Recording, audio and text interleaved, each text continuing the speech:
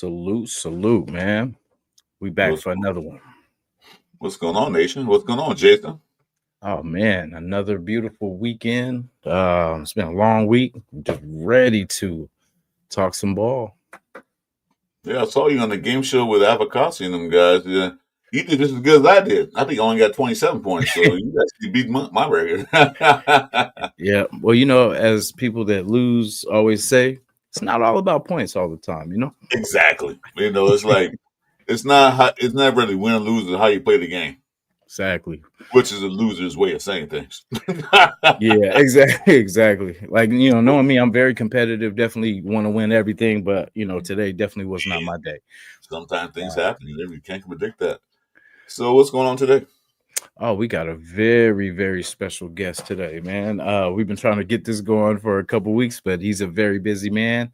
Has great shows. He's with the Raider Syndicate. You guys know him, love him. We appreciate his content. Let's bring to the stage the Raider Rundown. Man, what's happening, man? What's going on, man? Appreciate y'all for letting me on this show, man. Of course, man, been seeing what y'all been doing, and it's definitely been fire. Like you said, man, it's been a long time coming, but definitely glad we can connect now, man, for sure. Definitely. Well, we understand that because being a new daddy, you gotta do them daddy duties. Hey, man, I've been a new father. Man. I've been a new father in some years, so I still understand how that works. So hey, sometimes things you just can't get out of, man. Yeah, that's it. Be responsible. This has been a good year for family. It's perfect timing too. Everything's these good things are happening as the team is getting better, changing, upgrading, improving, as we should have been doing a long time ago, but we're doing it right now. So exactly. Yes. So like I said, this is my first show, I believe, well, since the show before, but this is kind of a catch-up show. These are some of the things that were kind of going on that everyone's talking about. Right. Like the second surgery is crazy. You know what I mean, for Wilkins, but we're in a position where we haven't had him for that long anyway. We've always been going to replace that DT position, and here we go back to kind of square one. But at least we have a little bit more depth at the position.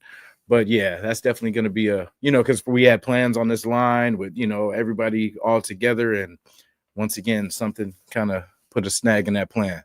Exactly. That's the key right there. We just said depth. Finally, we have depth, because before we had no depth. One guy go down, then you got the third string guy or the practice squad guy coming in there who is not ready to play. So now we have some pieces in there. So I agree with that, man. Like, for me, it's always been a concern. Like, and I know a lot of people are like, well, calm down. It's just, June or July, going into July. So who really cares or whatever? I hear that, oh yeah, he's a veteran. So, how much training camp does he really need? We got to remember, man, like, this is a foot injury on a 300-pound human being. This ain't no light-footed man. Like, this is a big dude. And we talking about a Jones fracture, which is basically damn near in the middle, right, of where the foot is. So at that point, bro, like, that's talking about your push off. That's talking about you getting power off that foot.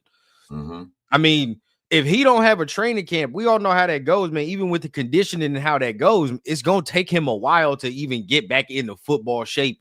If he just goes straight into week one, like, it's just not gonna be the same. He's gonna have to take a minute.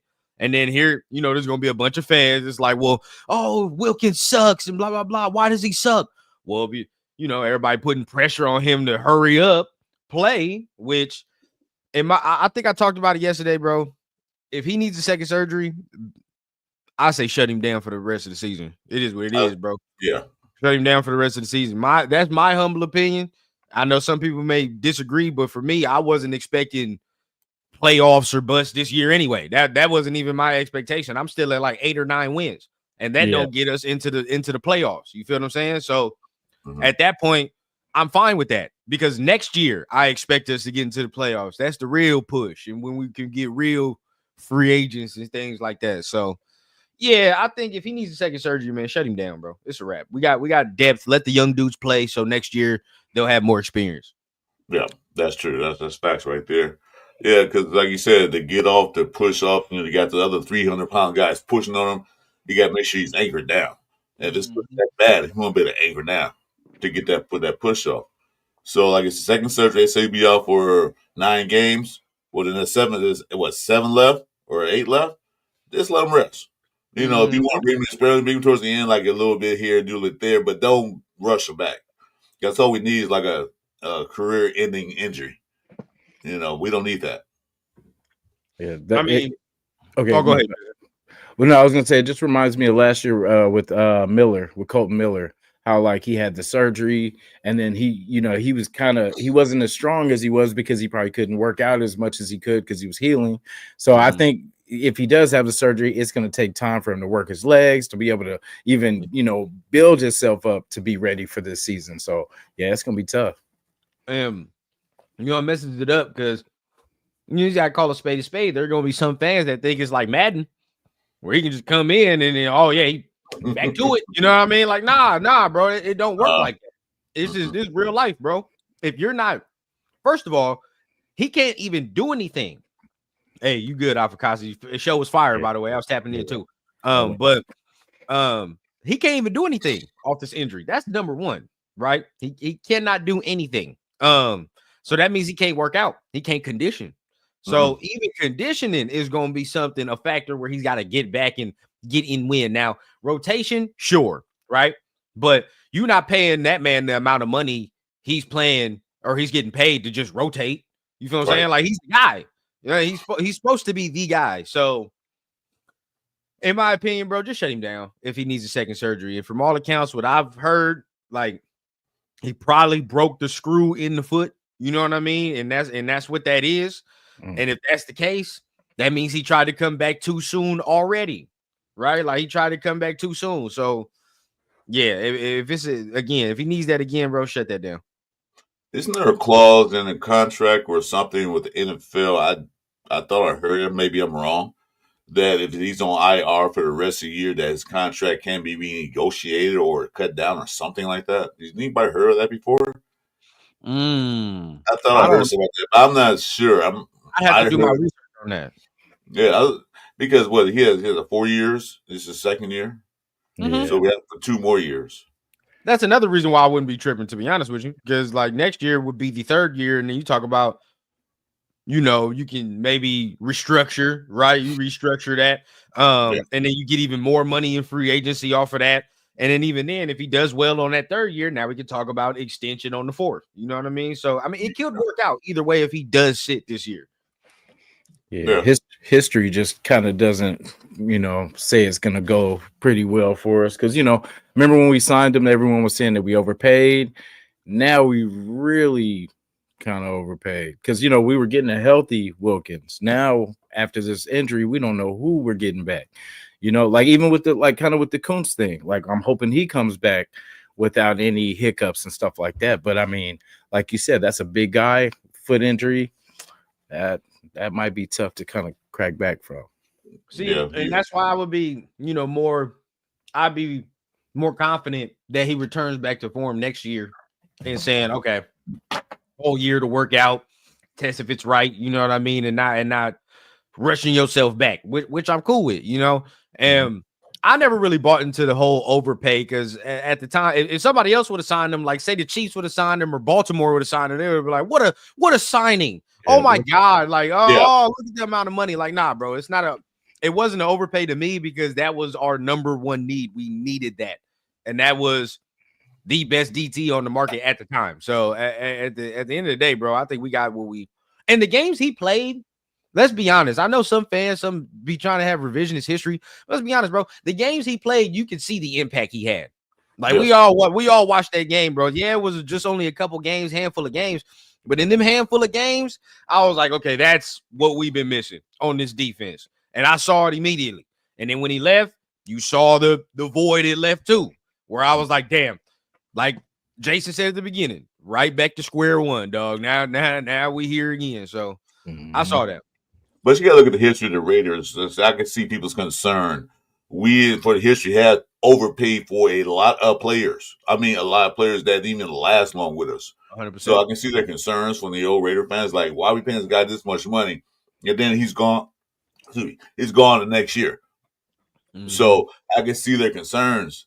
But to me, he was worth every penny he was getting when he was playing. Now, you kind of look at like, well, we're paying for the injury players. Yeah, players get hurt. It happens. You got to expect that. So, but other than that, just take it easy, take a pill. Like you said, get the surgery done, get it right. Let him rest a whole year.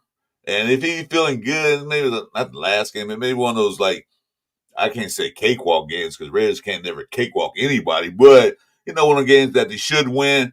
If he's ready to go, you can put him out there for a couple spells and see how his development is. And if like, get out, sit down, that's it, we're good. Yep. That's it. That's exactly where I'm at, man. Like, I think. Oh, my bad. I heard baby noise, but we got either way, bro. I think we have pieces to rotate for sure. You know what I mean? Now it's some people will put their wholehearted faith in the rookies. Like, let's be honest, we watched ball enough. Those two rookies we just got are going to have to combine to do the one job that we need Christian Wilkins to do. That's just how it's going to have to shake out at the beginning, right? Because we don't know what we have. Now, maybe one of them ends up being Pro Bowlers at the beginning. Who knows? But as of right now, as it shakes, they're late round DTs. So I'm not going to expect Jalen Carter-esque first round type of, you know what I mean? Like, I'm not going to expect that. That's unfair to expect that. So I would say both of them do the job that we need Wilkins to do right now. So, and that's fine. We still got Lualu, so he could work in there. You know what I mean? And there's other guy, Tyree Wilson, the anomaly. What happens with that? You know what I mean? We see what goes on there. But I mean, there's rotation. So there's people there. But this just we got the guy from the Cardinals. I butcher his name every time, and Jeff makes fun of me. There's another one, another Oos in there. Another Oos, Leaky tofu, whatever his name is. You said leaky tofu. I butcher his name every time. I call him tofu, so I don't know why. Tofu, whatever. We got him too. So we'll also, to your point, like you said, let them guys come in. Now, what we have now is that these guys don't get NFL experience. These rookies. Mm-hmm. So by the time next year, they have experience. And you're talking about a mean ass rotation, So that's a good thing to look at. If you want to look at like that, I mean, we want Wilkins to play. I do. I was happy when they signed him, but if he can't, he can't. Let the rookies, the first year guys, second year guys get in there and rotate in. Because one thing, we still have Adam Butler, who was to blame for all this madness, but we still have Adam Butler.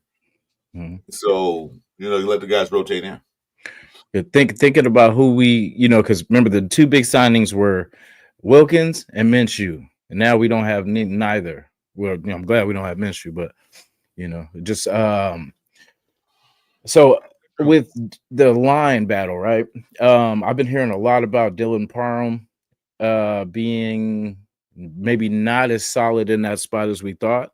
Him and Meredith kind of, and then they've been bringing like different people coming in too, but I guess it's been really between Jordan Meredith and Dylan Parham. Right.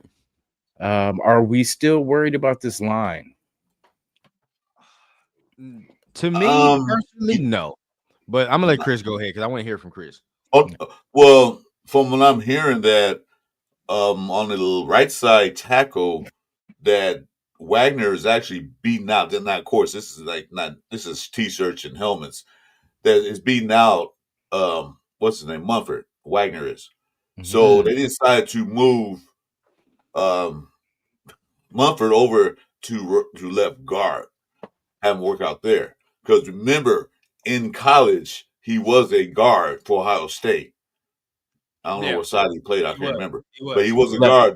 They moved a tackle because they needed a tackle to play that because the tackle was hurt. So he decided, hey, I'll play that. But he originally was a guard in college. Yep. So they put him on the right side, left side next to Miller, which I think is a good move. Let him play guard. It's his actual wrist position. Let him play that. Because it seems like Glenn's got that right side sewn up on the tackle side. Then there's Wagner. Mumford's out the rotation. I like to hear that. We'll see. We'll see how that plays out. Plus, they got that guy from Australia. They put him at guard, so he's not gonna play. We already know that big dude from Australia. Yeah, He probably played in preseason, but he's not going to get in a real game. I don't think. Nah, not this year. I don't see it this year. They'll probably hold on to him another year and keep developing him. Personally, I people that watch me there, I'm not the biggest Dylan Parham fan. Like I personally think that we can get better at that position. And there's a lot of people that de facto are like, yeah, Dylan Parham's, he's this, he's good, he's that good, he's that good. I'm like, well, is he? Like, let's be honest with ourselves, bro. Like, he's shifted around damn near every spot on the interior. You know what I mean? And still, we're still seeing if he can pillar down one spot.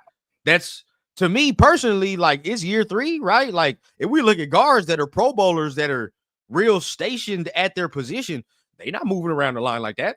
You feel what I'm saying? Like, you look around the league and you draft a guard that's a Pro Bowler and he's a real All Pro. He's at that spot. He's a guard. He's a right guard. He's a right guard. You feel what I'm saying? Like, there is no moving unless there's injury, and then he can move around. He can do that. But dog, it's like we're moving him out of necessity because we trying to figure shit out. So it's like at that point, like for me, I don't know. Like I'm not the biggest fan of him. Plus, he has the same problem all 3 years. Power. I mean, we get anywhere near a 320 plus D tackle. It's game time. You feel what I'm saying? Like we already know what time it is, bro. And that's what we got rid of Andre James for as well. You know what I mean? Because at the end of the day, we knew what time it was with that. Yeah. Similar players, definitely. Similar players. So for me, it's like this is it for him, in my opinion. And I think a lot of this competition is geared towards him. In my opinion, is geared towards him. Because I think Meredith should play. Now, if you want to go Kappa or Meredith for right guard, whatever you want to say, okay, fine. Like, that's their preference. I honestly think we might be okay either way it goes. I personally like Meredith. I know people don't like Kappa, but I think they signed he might be a little sneaky. Right? Because I know last year he was hurt, and I know last year there was a lot of different factors with him that was going on, different scheme and all the extra things. But I personally want Meredith to play, but I think we might be fine if Kappa plays.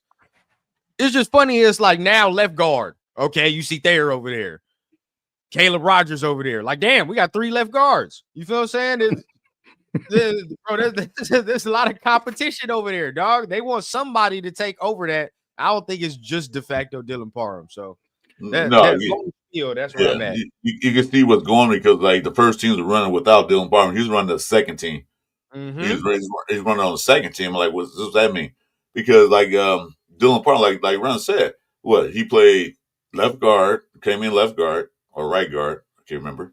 Then he was center. Then there's the other side. Then he moved around 3 times in 1 year. Yeah. You can't solidify a spot. I mean, you gotta play this. I'm gonna send the center because under James once again that year got hurt. And we didn't take a step up. We actually took almost a step backwards because in that game against I forgot who it was. The center was getting pushed back in the field. He's bumping into all the time. Why is the center in the backfield? He should be going forward, not backwards. Yeah. So that didn't help. Then put James in, that same thing happened. He's getting pushed in the backfield. But when JPJ's in there, I didn't see it that much. When he played center, I didn't see him get pushed in the backfield. Matter of fact, JPJ's on the field. That don't happen. And that's why he is the center. I don't know why. I mean, you hear that story that JPJ said on Max's show about having to damn near force himself to play center with AP. I'm like, why did it take all that? I don't understand, bro. You literally saw him do it in college. He won the award, bro. Like, so for me, that was stupid. But the general manager at the time does that. We paying this guy all this money, so he has to start mentality bullshit. That's I don't like. Bro, because you're paying the guy, that means you should start. Bump all that, bro. Bump all that. Yeah, exactly. They made the right decision. I think we got another center, to go in our long list of good centers. I believe. I think he's gonna add to the list. While we were losing 10 straight, they should have been working on this then. You know what I'm saying? Like, because we knew it. You know what I'm saying? We were calling for changes, but they were so stubborn just to be like, well, we're going to make this work. And we're like, you can't force someone that's undersized to all of a sudden start overpowering people and pushing people around. It's not going to happen. It don't work, man. It don't work that way, yeah. So you got to match up with him, because you got I'm about to guys. grab some real quick. I'm still right here. Just give me yeah, 1 for second. Okay. sure. You got a guy at 270 pounds playing center going against a guy like 315, 320 with speed and all that stuff, and you think he's going to win? Last time I checked, Volkswagen can't push a diesel truck backwards. I'd never seen that. So you know, Exactly. they was like I said that era was like we paying this man he starts. That's why Minshew started. That's why James started. That's why all these guys White start. Well, White won't get no money, but that's why these guys started because we're paying them all this money. That's some BS to me. Like I don't want players. I don't care how much you're getting paid. I don't care what your name back your jersey. If he can play better than this guy, guess who started? You're playing. This guy is going to be second. He's backing you up. That's why I look at it. Definitely. So we're talking about the biggest fears for us entering this season, which is kind of what's going on right now. One of my things, I know you guys probably agree too. Too much roster turnover, no core identity between front office reshuffles, new defensive additions, and uncertainty at key skill positions. Fans worry that the Raiders still lack a cohesive identity. Well, I don't know. I think the identity is forming. It is there. It's not all the way there yet, but it's forming. I can see it there. You know what I mean? Like it's one of those teams that's getting built to last year round. This isn't just okay, well, the weather's nice and we're in a dome, so we're gonna go air raid attack, and that's the only time we're useful and like that. Like, nah, we can take the show on the road if need be in the snow or in good elements or whatever it may be, because it's gonna be built on defense, in my opinion. Is realistically they trying to build it on defense, but really it's the physicality of it, and the running game. You know what I mean? Things of that nature. So I think the identity is getting there. It's not all the way there yet, though. mm-hmm. Yeah, I like this linebacker core. Like I that's one thing that definitely I feel improved over from last year for sure. Because remember where we were, like when the end of we got rid of Spillane and all them, we were like, damn, and then they just stacked up from Smith to Devin White to Pratt. You know what I'm saying? Like, so I mean, looking at it now, I feel like we're going to be able to stop the run now a lot better than we were, because we had some smaller linebackers. We had Diablo, which was a safety, a bulked up safety. And then, I'm saying you got Spillane, which was kind of undersized too. But with these guys, like I said, everybody that came used to be a dog on their respective team. So they know, they know the game. It's just, injuries or staying on the field. But I mean, the experience alone is going to give Patrick Mahomes fits. Yeah, I agree 100% with that. The linebacker core to me is 100 times better than last year's linebacker core as a whole. You got to just think about like where it was. It was Diablo, and Spillane, and then you had Bernie and all these other ones that not even on the squad anymore. You know what I mean? Luke Masterson, like all these dudes aren't even on the squad. So now you look, you up. I think Landon Roberts is pretty much cancels out Robert Spillane, in my opinion. I think that they're similar players. You might have a little bit more pop with Landon Roberts, in my opinion. Jermaine Pratt's better than Devon Diablo. I'll tell you that right now. He's better. Anybody's better than Diablo. Ron, you can go out there and play better than Diablo. I'm better than Diablo. Anybody go out there and play. That's the thing. I did just watch the film on Jermaine Pratt, and the thing about him that I already saw is in the run, he's probably gonna make us mad a little bit. Mark run down words. I'm telling y'all right, he gonna piss y'all off a little bit in the run game. So that's Diablo. Yeah, he's the new Diablo. But this the thing though. With Diablo, it looked like he didn't know what the hell he was doing. Right? No. With Pratt, it's more like he don't really want to do it. That's more of the extra. You feel what I'm saying? That's where it gets frustrating because he can, but it's more along the lines of like some plays. It just look like I don't want that smoke this time. You know what I mean? But you got to remember, Pratt wanted out of Cincinnati last year. He wanted to be traded last year. Yeah, and they didn't do it. So maybe he played like, I'm just gonna play just to play this to what it this in motion. This do it. I really want to be here. I'm just gonna play, and hopefully I get out of here. And then when Yeah. it's time to come to get out, came over here. He came straight. He came straight over here. He literally ran So over here. So, you I'm know, confident though, but in the past game, he's gonna give you. That's exactly what we need. I'm telling you right now, he was exactly what we needed. He's better than Diablo in that. He's gonna be where he's supposed to be in the past game. He's gonna get his hands on a couple of them footballs, bro. I'll tell you that. So he's exactly what we were missing there. So we got a complete unit now. And Devin White, before this signing, I was not confident. I keep it a beat with y'all because I didn't know what he was gonna do, and I thought he was gonna have to play that pass coverage linebacker role. And I'm like, well, hey, you feel me? Barbecue chicken all year, bro. Barbecue chicken all year. It's over. But now that I know he don't have to do that, we can now say, all right, Devin, you can just rush the passer like you're supposed to. You know what I'm saying? Or maybe play the spy on Patrick Mahomes or something like that. You know what I mean? Something nice. I like that even more. So now it makes it look better. So definitely. Yeah, that's why they brought these linebackers in, because they probably knew before we did about Wilkins. So we're gonna need a run stopper, because Wilkins was a good run stopper. So we need some linebackers that can help that line out and stop this run. So that's probably why he bought Robertson and all them guys. Like to give first stop this run. Exactly. To give good news, I mean, I have heard that he might be able to go for he should be able to go for week 1, but at the end of the day, you never know, right? You never know what the deal is. So, right. Well, not counting on it, so not give him a hopes up high. If he does, he does. If he don't, it's fine. So, we have some backup that can, hold it for. Because remember, he only played 7 games last year, right? So the other 10 games he wasn't even in there, right? And, exactly. They did okay. They wasn't, top notch, but they did okay in a lot of these games, a lot of those games. Yeah, like how I talked about, we've always had either, because like I'm just using McDaniels as an example. Like, say we had McDaniels, the offensive mind, when we had Gruden, when we had, we had all these things separately, but we got defensive coordinator, we got offensive coordinator, we got a good coach. You know what I'm saying? We actually have everything together.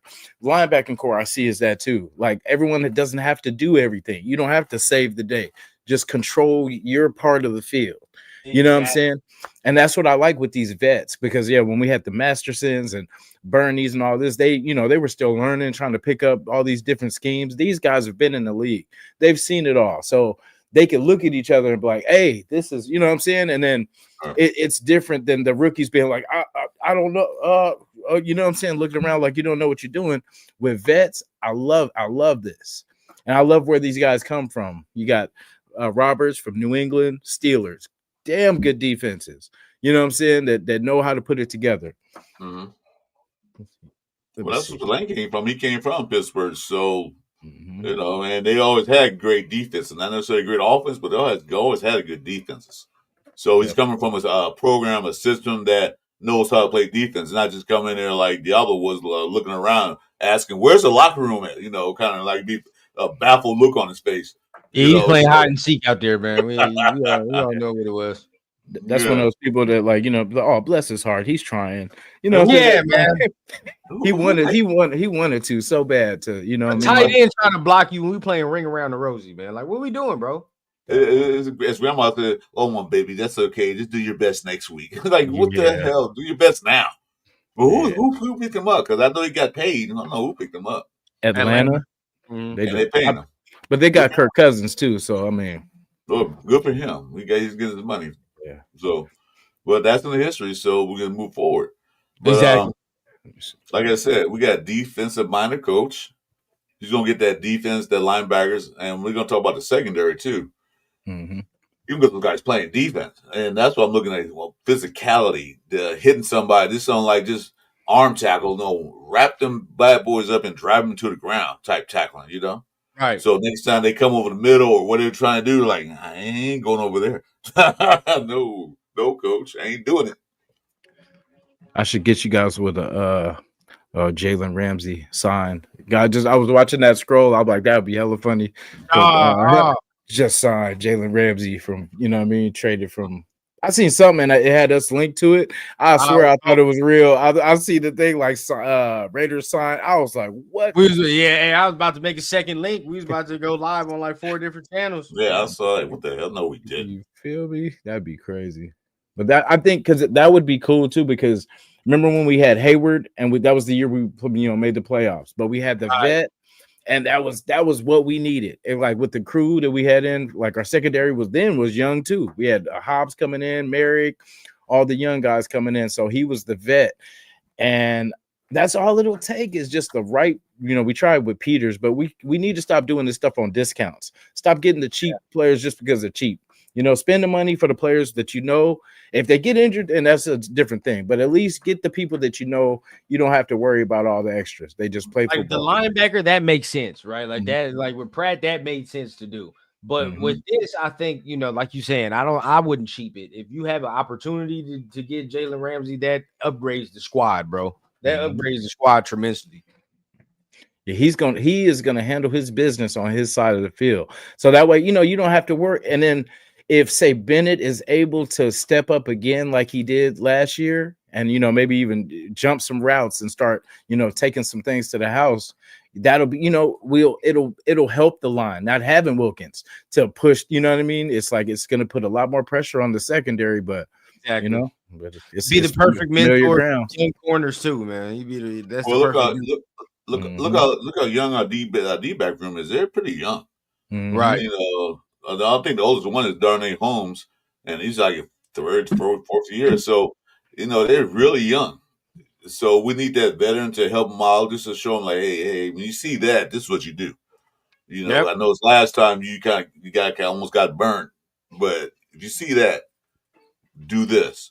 Because they're just going to do it anyway. But having an on-field presence of veteranism is actually a lot better. Yep. So bring them in. I'm all for it. I'm all for it. Yeah, I feel like they are right before maybe the season, because I think they're just probably because it's kind of similar to what they did last year. We had all this money and stuff like that, and then we didn't move nothing with it.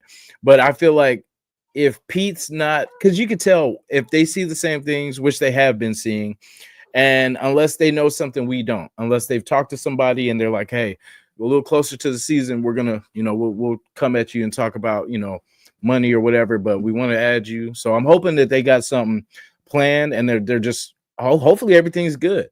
But I mean, I figure they're gonna see some holes once they start getting after it again. Yeah, I do see that. I do agree.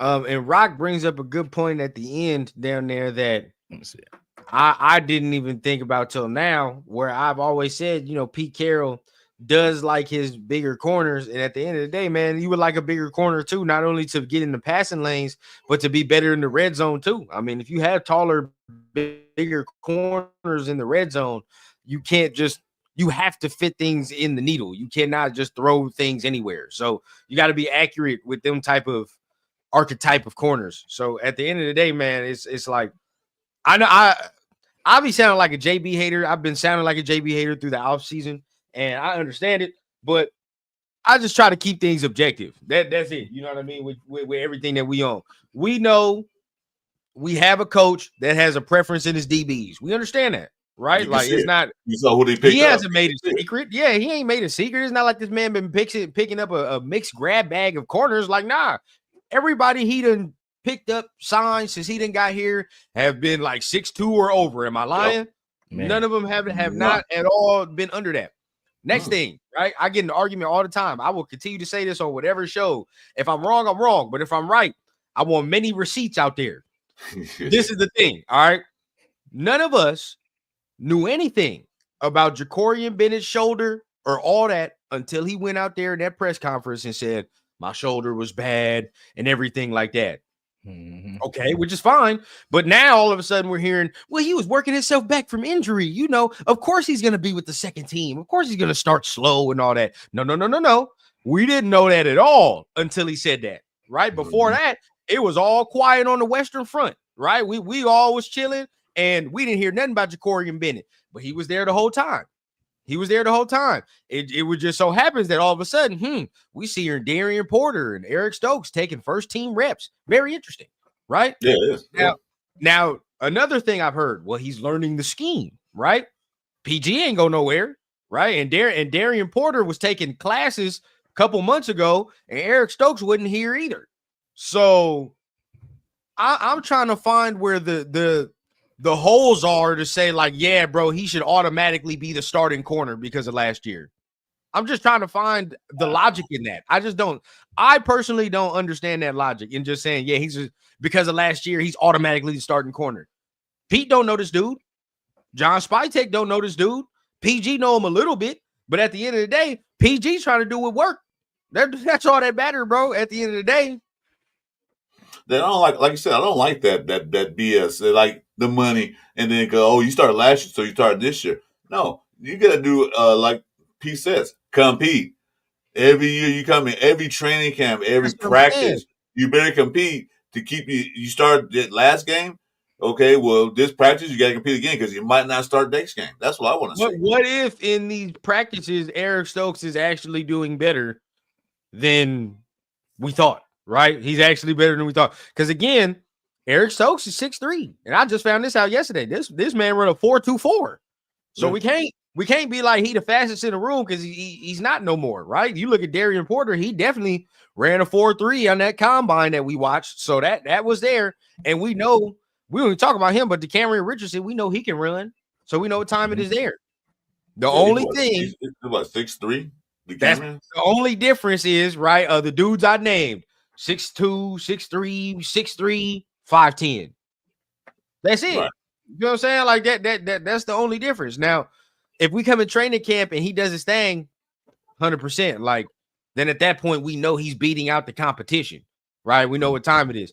But I somewhat expect Darian Porter to play. I ain't gonna cap. I somewhat expect him to get out there and get some reps. They just drafted Buddy. Well, let's not kid ourselves. We know what time it is when you just draft somebody in the 3rd round, and that's that coach's position, right? You feel what I'm saying? Like we know what time it is. So now you got one spot left, and that's Eric Stokes over there. You feel what I'm saying? Because he ain't playing slot, so you got one spot left. We got to see what go down over there. Yeah, I heard somebody say, "Won't you put JB at slot?" That's no, that's not a good idea. Because I would put people forget that Darnay Holmes actually, when Hobbs went down, took his spot. And if you look at his stats compared to Hobbs, they were identical. I know Darnay Holmes didn't do that splash play like Hobbs did, would hit you to the ground. But he did pretty good over there at the slot. So putting JB there, that's not a good fit for him. He's supposed to be an outside cornerback. And if you can't cut that, then time to cut bait with him or just let him run 2nd, 3rd string or special teams. So yeah.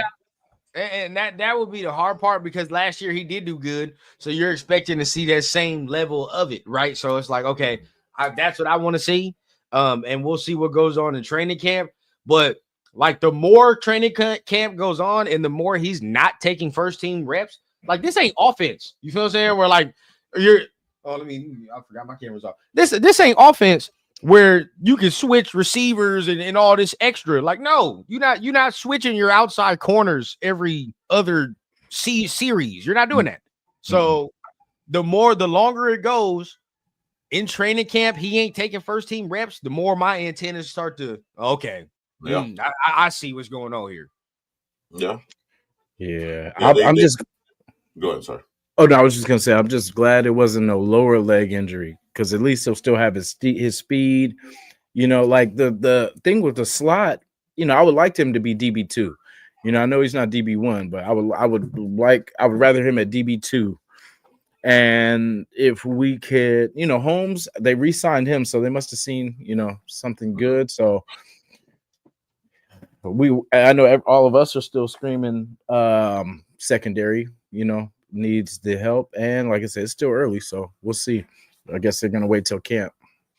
But at least they brought some guys in that's not in the lollipop deal as DBs where they can actually match up to these guys because these receivers are getting bigger and bigger and bigger. You can't have a 5'8", 5'9" guy guarding a guy that's 6'3". At least throw the ball over his head and he's caught it. So now you got a guy that can match up. So that's good they're not doing that because My thing, I know Meek left. He waited for Pete Carroll got here, but I think if Meek was here, I don't think Pete Carroll have him there because he's, he does good and he does bad, but no, like I say, he's one of those big splash guys, like what's his name, Jack was. Yeah. And I was on Jeff's show and I said that. I said, "Oh, they hired Pete Carroll." I said, "Guess who? Guess who? Time is gone. It's limited. Jack Jones. He won't be there." I'm not gonna lie though. I would have liked to see him try to play slot, but the problem with that, I don't know if Jack would have been the best tackler there, so that would have been my problem. Yeah. Well, that too, plus his little attitude, this nonchalant, arrogant attitude. I don't think Pete Carroll will put up that for that madness. I don't know how exactly he was in the locker room because I wasn't there, but of course, some words. Like, yeah, he wasn't the best guy to be around. Right. Right. When he get his way, yeah, we can't. Pete don't want that in the locker room no more. You can't have all that. Who was worse, Peters or Jones? Peters, 100%. Peters was horrible. Thanks. He came here because he said, "I always wanted to be a Raider." Okay, we signed you, and then since he's a veteran, he said, "I don't have to do much." They signed me, so I'm just here. You're not going to tackle. You're not going to do anything. He's going to be a matador. Get the help off the field. Yeah. Yeah, I agreed 100%. And which was crazy because Peters, if you guys remember that year, was around a lot of those balls though. That I ain't gonna take away from he didn't catch them all because I remember he had a couple picks. It would have been pick sixes.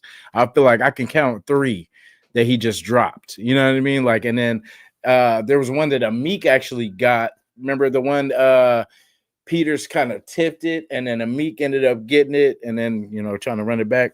But he was around a lot of plays. I feel like Peters, I think he was just not the Peters of old because, like, that dude was a dog when he was at his best. I remember I used to think he hated the Raiders when he first came to KC. Right. When he was tearing us up. I'm thinking he had like a grudge against, what I'm saying? He wanted to come here, man. Yeah, he wanted to come here. That's why. And I mean, it's every time they played us, he balled out. So he was a good player. It's just when we got him, we do it all the time. We always get the worst of these good players. By the time they get to us, they're already kind of used up, and other teams have got the best of them. That is a fact. But let's hope that changes now. It looks like we're being smart with our money too. So, we can't be too mad about the money that's spent because they're really handing out these contracts pretty smart as of recently. Mm-hmm. Yeah. So I like the 1 year, 2 years, like not paying 4 or 5 years, all this money. Then you're gone in the second year, you're out of here. No, we're gonna pay you 1 year. If you do good enough, we'll get you an extension. If not, then you can you can walk, find another team. So they're being smart with the money, not being cheap, but they are being smart. Yep. What they call it? They call it frugal. They're being frugal with their money. So there you go. Yeah. I mean, you even look at our quarterback situation. Can't even be too mad at that. So, how would you be mad? I mean, I would take Geno Smith over. What was that guy that went to Seattle from Minnesota? Sam Darnold. He wanted like the bag, and he only had 1 good year with a good offensive coordinator and coach. Because I tell people, say, remember now, Kirk Cousins was there, and he looked like a superstar. Oh yeah, but then he got paid by Atlanta, and what happened to that? Looks terrible. Definitely looks. It's not good now. Not good now. No. So I wouldn't pay him all that money. I think they did good with Geno Smith because he had familiar with Pete Carroll and how Pete Carroll do things. Mm-hmm. The boy, he has an arm. He can throw, and he can't move. He can't move. He can't run if he have to. He don't have to run, but if he need to run, he can take off if he need to. Because he's 34. But I keep saying this over and over again. Remember, the guy sat for 7 years as a backup. So his body's not beat up like some of the other quarterbacks are. Like Mr. I don't want to go Pittsburgh tonight. What is his name? I don't even want to say his name. But, he's kind of beat up. Kirk Cousins is beat up.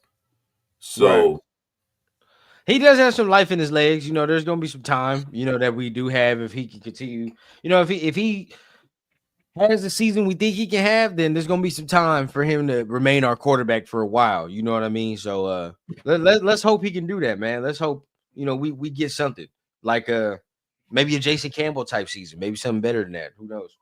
No, and That's and like this, the Rares have not done it, but hope they start doing it.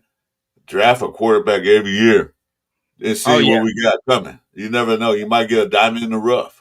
yep, Just not, well, we have this guy, so we don't need to draft a quarterback. Hell no, draft a quarterback. You can draft him in the draft in the first, second, or third round. You can draft him in the fourth, fifth, sixth, whatever round, but draft a quarterback. Every year, see what we get. 100%. Yeah, I don't think Bradley's gonna make the roster as the quarterback. They're probably gonna keep Geno, Aiden, and then what, Smith or what's his name, Miller? Cam Miller. Yep, Cam Miller. That'll be it right there. I can see that. It. And I don't think they keep him 4 quarterbacks. That makes no sense at all. Nah, I don't see that. They'll Aiden's probably cemented as the backup. They'll probably go to Bradley. Well, we're gonna catch you, but go over there and work at Walmart, but keep your phone on just in case we need to call you. Yeah, exactly. Yeah. Do you guys see touchdown Tommy as a real weapon in the slot? Special teams first year for me. Special teams. I see it more special teams. I don't, it's probably gonna take till next year to get more nuanced at the position. Mm-hmm. Yeah, because he's taking first team punt and kick return. So, and on depth chart, he got listed as both kickoff and punt return. So he's battling out with Lobby. Lobby is the second guy up. So those two are going to head up for special teams. Right. I don't think Lobby is going to be in a running back rotation. I think that's his only shot of staying on his team is at special teams, kickoff and punt return. I agree. So, that'd be that you had to try his hard. So they're battling right there for that spot. I definitely agree with that. I think Lobby got some real competition at his return spot. I think at the spot that, for me, that's where he's going to have to make the squad. So we'll see. Yeah, I don't think how many running backs they got. 4. I don't think they keep 6, 7 running backs. No. I don't see that. I think they probably keep 4, and the Lobby's still there. He can be like the emergency running back. He's not going to be on the depth chart as a running back. Yeah, we let Abdullah go, right? Or we still have him? No, he walked. He signed somewhere else. Okay. Maybe let him go. Yeah, we let him go. Which is a good. I don't know. I like the refresh of the running back room. You know what I'm saying? Like it was about time. It was kind of like the end of the DeAndre Washington and those. It was time for the reset. Right. So Tucker's doing a punt return. Okay, well, I'm not mad at that. No, I'm fine with that too. Not mad at these fast, swifty guys, man. Put them in a punt return, kickoff return. I'm cool with that. Exactly. Yesterday, yeah. All right, thanks, Jeff. But I guess speaking of running backs, we think Zimmer White gonna do this year. They're gonna keep him or let him stay 4th. There's no role for me. There's no role. You can't say goal line back because I want Genty to be in there to goal line. I don't want him to be there. So there's that. Can't say speed back because we got Mostert. I probably, this will make Turf happy, but Sincere McCormick is a little shiftier. He's shiftier than Zamir White. So, I mean, you can't. There's nowhere to really hang his hat on.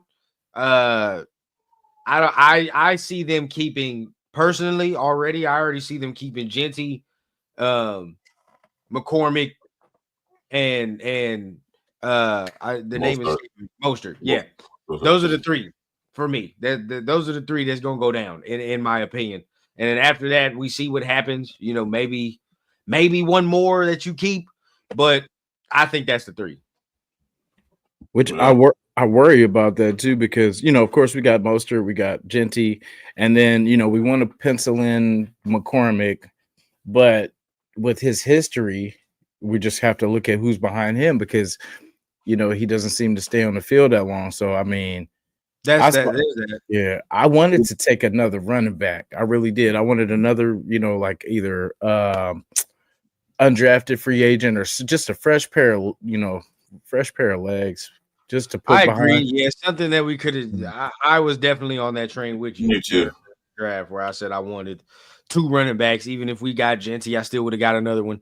But here we are. This is they were hoping that probably it's a 2-man, horse race with Mostert and Genty. That's what they're hoping. And then the third running back don't really have to get that much burn. So maybe but Corning is going to be on the field as much as you think he is. It's not going to be you got to get in unless I don't know where the other two get hurt. I hope they don't. But he's not going to be on the field that much. He might be on special plays or certain things, or give Genty, give Mozart a little break. We're blowing this team out. We are 43-10.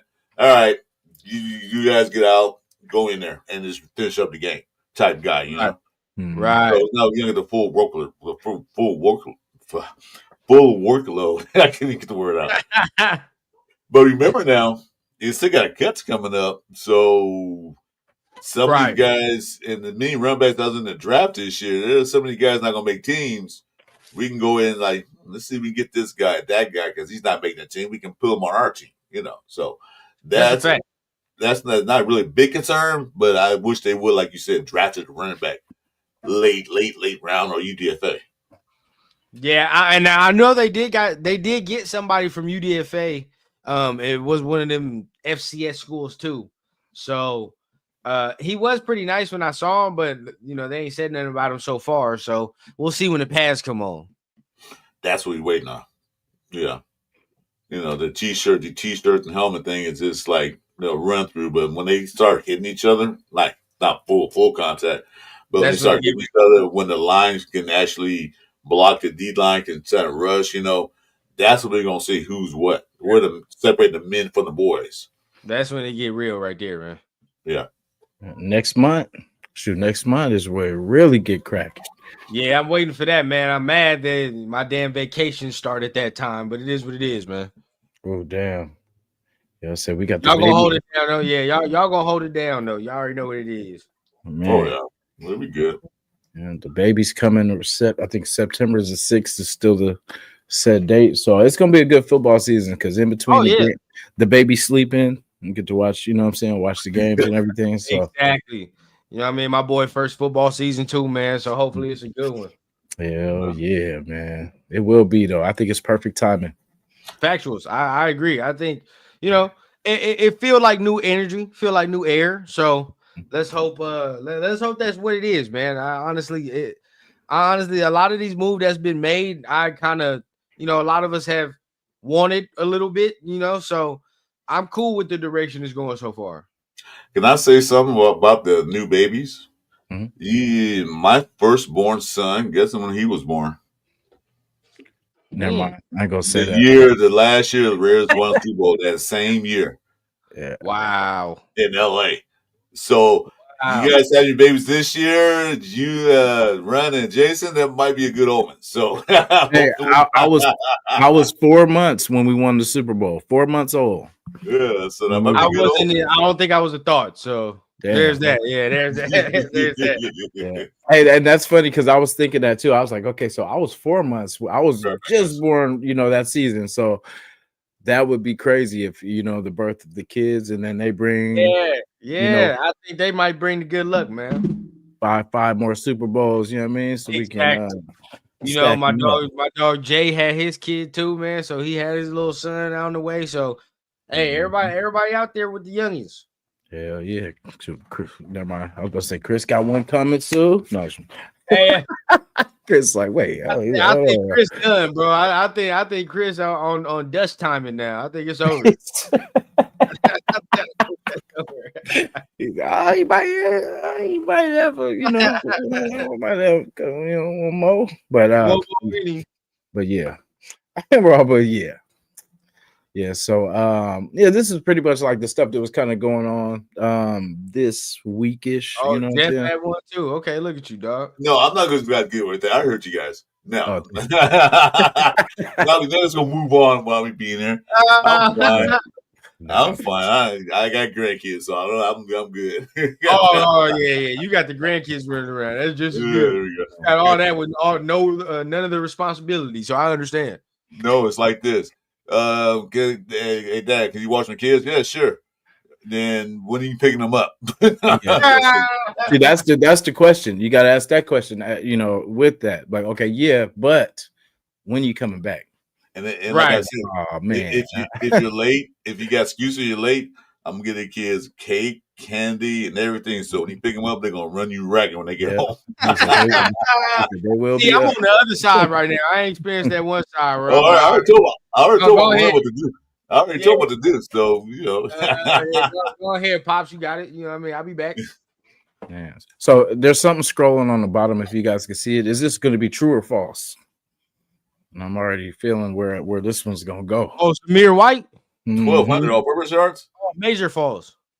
Unless you're gonna run a water back and forth from the sidelines, no. You count those as yards. I don't care. He said if Hell that counts. Yeah, you can run the water in. That's Hell 10 no. yards. Okay, yeah, you can add that up. But no, he couldn't get that last year. I don't think he's had this his whole career. I don't think he's had. Even Baby Rundown screamed and no. He said hell no. He said hell no. 1,200 all-purpose yards. Man, Yeah. that's not happening, bro. Okay, yeah, he will. He'll have it. They're gonna count. They're gonna count when he walked to the locker room, walk back to the locker room. That He counts. walks to the field. Each one of those steps gonna count. Like when he goes to the smart watches, they're gonna count the smart watch. Hey, you got 1,200. Yeah, you go. I hate to say it, man. That's if the steps count when he getting jitty that Gatorade from the sidelines and when he giving off, then that's where it's at right there, bro. Exactly. 1,200. Oh my God. Who brought that up? Did you do that, Jason? Yeah, that might have been me. No, because it was some stuff I had and I didn't get to it, but it was some bold predictions for like this one here too. This one's a little bit more realistic. That's realistic. Now. Yeah. That's realistic. I can see that. Perhaps. Depends, bro. Depends. Because if he gets beat out by Dante Thornton, then that's no. But you know what? I'm gonna have faith in my dog. If we're going yes or no, then I'm gonna say yes. He gets that. Trey Tucker's going to be in there in certain plays. They got to be more of a gadget wide receiver where they gonna put him in there. They gonna know he's fast. Like, damn, what they gonna do? Yeah, exactly. They'll reverse, draw play or something else. He's gonna be in there. If they use him the right way, like those little quick outs, get the ball in his hand so he can, because he's I believe he can maneuver against the linebackers if you get him in the right, right space. Almost like an extension of like the screen pass. You know what I'm saying? Like you can run something maybe to the left, like a fake to the left, and then screen him to the right. Bam. You know what I'm saying? Just let him get loose. Because with that speed, he's going to be difficult for the linebackers to kind of keep up with. So he could be that general middle of the field type, getter. Right. And I think he can do that for sure. I think that's something that he can do. It's just, now we got a quarterback now. So let's hope that that's what he was missing. Mm-hmm. And that's a great point. I was going to say that too, because I think that the accuracy thing is going to be just night and day from what it was last year, because he can get precise passes now instead of these or balls he has to dive for, and they have to review every time.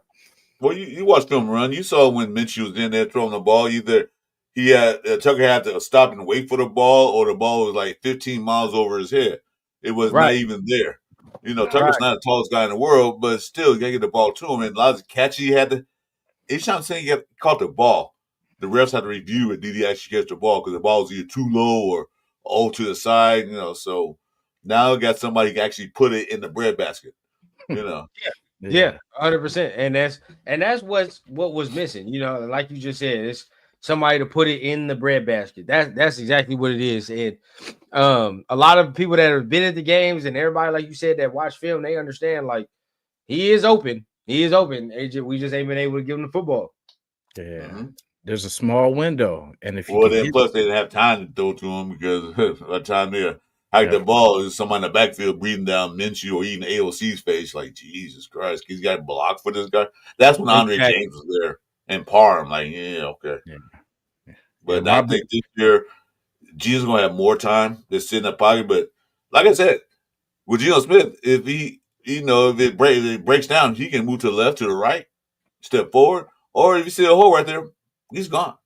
Mm-hmm. Right. No hesitation, no run around. run on the backfield looking for the place to hide, like Mitchell was doing. Yeah, running into sacks. Like, wait, no, let me go over here. Yeah. Exactly. You running into sacks and all that extra, bro. Or He throw said, the wait, ball. he said, they're going to get me right here? No, hold on. Yeah. Yeah, you throw the ball. I thought 26 played for our team. No, dude, that's the Yeah. defense. That's the defense. Exactly, bro. Exactly. So like, yeah, no, we I think we're in a good spot right now. I think we're in a pretty good spot to sit here and say we can now see the full array of talent for Trey Tucker. Yeah. And if they like who do you think is the wild card? Like who, because I know for the running game it's Zamir White. Because we know what Mostert does, we know what Genty has the potential to do, but we need that third back. You know what I'm saying? But for wide receiver wise, I do still feel it's like Trey Tucker. You know what I mean? Because Trey Tucker can stretch the field, and he's so important to getting it to Myers and Bowers and hopefully Mayer and getting these guys. Even Mayer, I would say Mayer is definitely a wild card too. Mayer's definitely a wild card. That was gonna be my answer right there, because I'm like, if he can do what he's supposed to do, that just opens up the whole offense. Because now you can say Bowers don't really have to go into the traditional tight end role a lot, where you can say Mayer can be on there, and we can use Bowers how we're supposed to use Bowers on the out wide and things of that nature. So I would definitely say that's the wild card right there. Yeah, and I remember Rares on the roster right now has 7 tight ends. So I don't know how many they're going to keep, but a lot of those guys not going to be there next year. So Mayer might be there, then he might not be there because they already put him on a trading block once already, and nobody picked him up. So they got that guy Ian Thomas, Ishmael, who is actually a receiving tight end more than a blocking tight end. So Mayer better get to work. They're not missing the game. I know mental health is not fun. I understand. I know somebody went through that before, but still, you got to be out there. You got to be on the field. Yeah, I've heard that. I've heard that. Mayer's been doing well. I mean, from all reports so far, he's actually been having some real connection with Geno. So I'm excited to see about that. Yeah. I mean, I don't want to see Mayer gone in any shape, form, or like that. I want to keep him on the team because he is a good blocker. Let's be honest. He's a good blocker, and he can't catch the ball. Because you guys remember, Mayer was runner-up to Brock Bowers in college football for the best tight end in the nation. So he was doing something right. Right. Yeah, I think it just was probably, he thought he was going to be the guy. And then, the next year you draft a number one, number one tight end in the draft. So, but I mean, I see it as a good thing. Like, I mean, pick your poison. You know what I'm saying? You're not gonna. That's what I like that we're building. You don't know who we're going to now, like we did when we had Devontae and you know what I'm saying? It was either like last year it was Bowers. All they had to do was stop Bowers and Myers. The year before, stop Devontae, Myers. You know what I'm saying? So now it's like pick your poison. We got speed everywhere, so you better make the right decision or somebody's getting burnt. Oh yeah, 100%. That's the only way that it should be, honestly. And the OC is responsible to help now scheme that thing, scheme that open. You know what I mean? And I'm confident that we do have an OC to do that. So as of right now, man, I'm very happy with that. I think we do have a lot of weaponry now. Well, the best way to beat the defense is keep them guessing. Like I say, have that defensive coordinator in the booth with a big ass tub of Tums, having ulcers. Like, what do we do? Because last year we were predictable: run first, run second, throw third, 100%, and then punt, get the ball back, run first, run second, third, punt. Yep. That was our scheme, and everybody knew it. So what they do? They ain't gonna do that. They're gonna do the same thing over and over again. Now we got Jet in the backfield who can break one at any given time. You got Thornton over there, the guy 6'5", got 4.3 speed, and then you got Bowers, which nobody really proved they can stop him. But I think one game they stopped him, but that's all we had. And you got Brock Bowers there, then you got Jacoby Miles there, who Mr. Clutch. He can catch anything. So it's looking good, man. Do we stack the box and stop Jitty? Because we do. We got Thornton out there blazing speed on field 6'5". Then you got Jacoby's gonna catch everything coming his way, and then you got Bowers going up the middle. So now you're guessing, like we don't know what to do. So that's the advantage now we got this year that we didn't have last year. So I love that now, man. I definitely love how it looks, and we look multifaceted going into the season.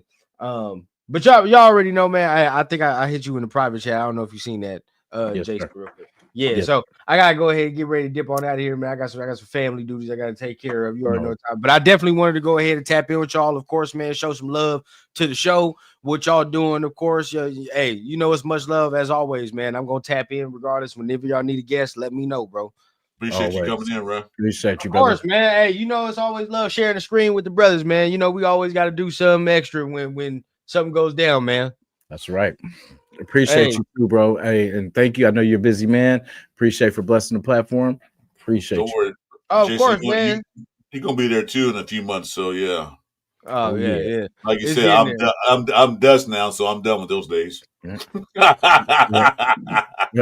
I'm on. Hey, Chris, man, we need you to watch the kids, man. Yeah. That's right, man. Much love to y'all, man.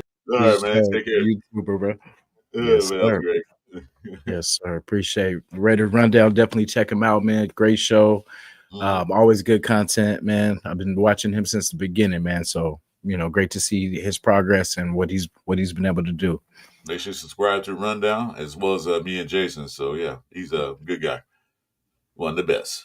Yeah, so I have a good feeling about this upcoming season. Like I said, I'm not going to jump on that Super Bowl bus train. That means nothing to me. First of all, first you got to finish your division. Yeah, I know it's gonna be first or second. I know first gonna be out of good because KC right now owns that title until somebody knock them off their high horse. But we got to finish top of the division. We can't finish at the bottom dweller. We got to win. Some guys say, I don't know if he's still here. He said 3-3. I said, yeah, well, I'm gonna go. I won 4-2 in the division. 4-2. I want that in the division. So there'll be no escape because they break it down. Well, it's a tie for the 6th spot or 7th spot in the playoff. We gotta go look at the division. How many wins you got in the division? So that's the next step. So we're 1-5. We're out of it. If we're 0-6, like with last year, definitely out of it. 3-3, maybe. 4-2 gives a better chance of getting that in case it comes down to a tie, like it did last year with Cincinnati and Denver. But like I said, KC gave them that game anyway because they did not want to play. They did not want to face Burrows in the playoffs. Not again. No, that's their kryptonite, Burrows. That's their kryptonite. So, but I have a good feeling. How do you feel about upcoming season? I actually feel good. I feel anywhere between 8 and 11 wins. Because like I said, we're going to be in some close games. We're going to be the difference with Pete and, having Chip Kelly, it's not going to be predictable. That's right. What I love. And the first game, I think, is going to be a very good example of that. Because as far as like us getting, all those 3rd and 1 stops and then 4th and 1, we just go right back and just try to pound it and not work. We're going to throw some teams offline where they're not going to be able to stack the box. We're going to try to hopefully spread teams out, and then let all this speed go to work. You know what I mean? We spread them out, get it to our guys in space. Like I said, 8 to 11 wins. We could. Of course, this team's going to take some time to gel, but if we get off to a fast start, all things are possible as far as playoffs. It's just like we did in 21 where we won those 3 games. That vaulted us to a fast start. And then and if you look at the teams we beat, Miami, Baltimore, Pittsburgh, 3 AFC teams. Crucial to us getting to the playoffs is commanding these AFC teams.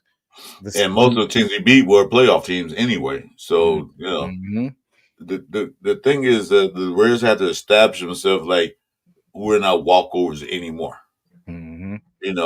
Because I know back in the day when back in my day when teams played the Raiders, they were like, shit, we got to go to Oakland and play the Raiders? I don't know. Now it's like, yeah, we'll go to Vegas, have vacation, beat the Raiders, and enjoy the rest of our vacation. That's what it seemed like now. It's just like we're just a stepping stone, you know, the way we played last year. But a vacation spot, yeah, just vacation. That's what it was. The teams come here to play the Raiders. It's a vacation spot. We just go ahead, beat the Raiders right quick, and enjoy. Bring our family, our kids. Then we go out and have fun in Vegas. That's what it seemed like they were doing, and that's exactly probably what they were doing. But yeah. just like, hey, Pigs, what's up, man? Welcome to the show. But they got to set the tone. Like, no, this is not a walkover anymore. Especially that Monday night game. That's going to be the biggest game to start the year. I know the Patriots game is the first game. Win or lose, because you're going to have 16 teams win. You got 16 teams that loses. It's going to be everybody going to be 1-0 or 0-1. So even the 0-1 teams can make the play, but that's only one game. Mm-hmm. The most important game to start the season is to me the Charger game at home, beating them on our home opener, because our home opener has pretty been lousy the last few years. Yeah, beating the Ravens last year was great. I still say it was a fluke. I don't know how we beat them, because the Ravens, but they always start slow. Then come here and get washed, like literally just whipped against Carolina Panthers, and we had a full team. Nobody was hurt. We had a full team. Yeah, unfortunately, Minshew wasn't hurt. Sorry about that, Minshew. True, because he threw that backwards pass and to nobody. So who you throwing the ball to? Yeah. He must have a side bet. He had to pay off his camper, so he had to make some money on a side bet. Yeah, he's a. I bet he won't fumble backwards to nobody. Oh, watch this. Huh. Yeah. What's the odds? 2001, he won't throw the ball backwards and fumble backwards. 2001 odds. $1 gets 2,000. Say, watch this. Oh, 2,000. So I was watching that game where they beat us. I think it was the year, pretty much the game before he came to us. He was still with the Colts, and I'm like, damn, on that play he was creating space and getting it to the open guy. I'm like, what happened to this dude? Well, remember when he played for the Colts, they already had a good team. They had a good running back, they had a good line, and they had good receivers. We had nothing. No, I was kidding. I think what we had. Ball was there. Okay, he was there. Devontae was there. And, running back. Did we have a running back that game? I don't know if we had a running back or not. In the beginning of the season, it was rough. We couldn't get nothing going. Yeah, no. We had your boy Zamir leading the way. Yeah, we had the running game. 3rd down 1. You can't get the first down, dude. You can damn near fall forward and try to get it. Yeah. But you're in the backfield getting knocked out. So it was 3rd and 1, and now it's 4th and 4.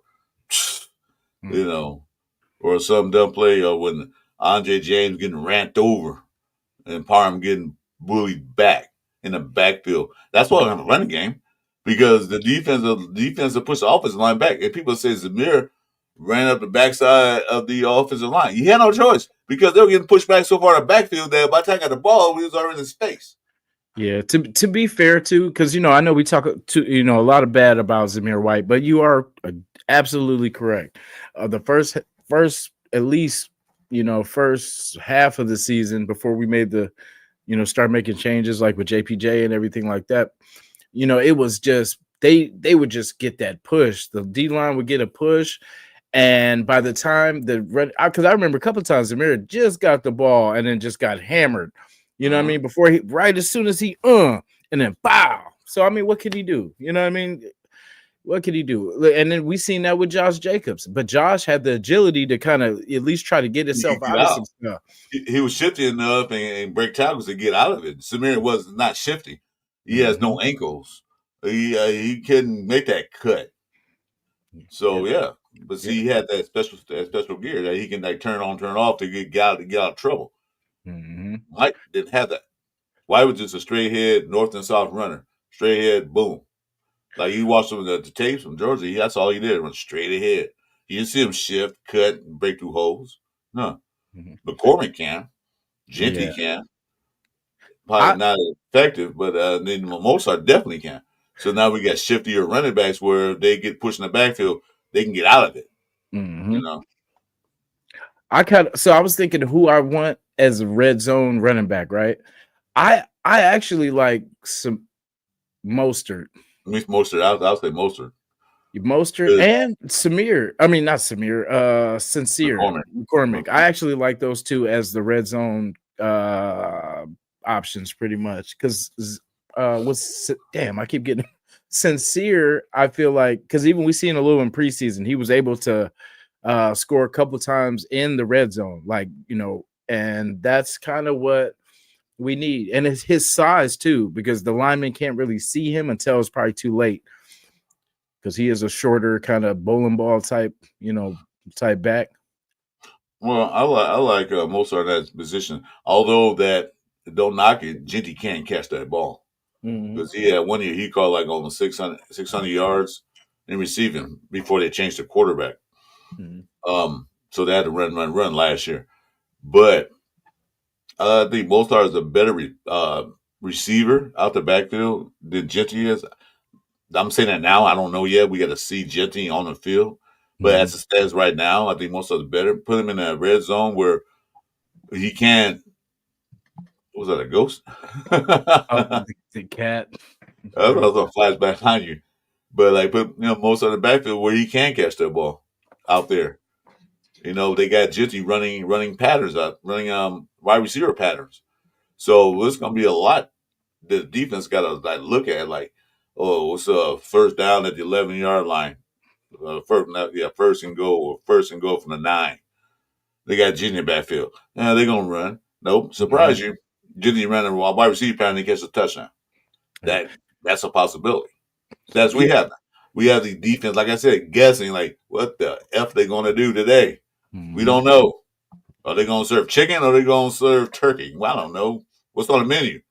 We can't read it because we don't know what they're gonna do. Yeah. And that's a good point you said is so how teams put pressure on us is through the running back and against our linebackers pretty much in coverage. Our linebackers aren't the best in coverage. So I feel like we should be putting that same pressure on teams with that two back, Mostert and Genty. So you got to, you got to look at both.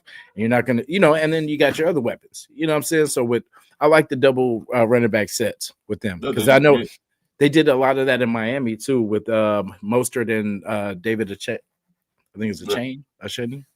Yeah, I know you're talking about Achane. No, butchering their names. But then you got that. You got Brock Bowers out there. Then you got that big tall guy, 6'6", Collins. They picked up. Nobody even talked about him, although he's been in like 3 different teams already. But the guy's 6'6". You imagine putting 6'6", then him out there, Collins. Then you put a 6'5", Thornton out there. Then you got Bowers. Then you got double backfield. What's the defense to do? How do we stop this?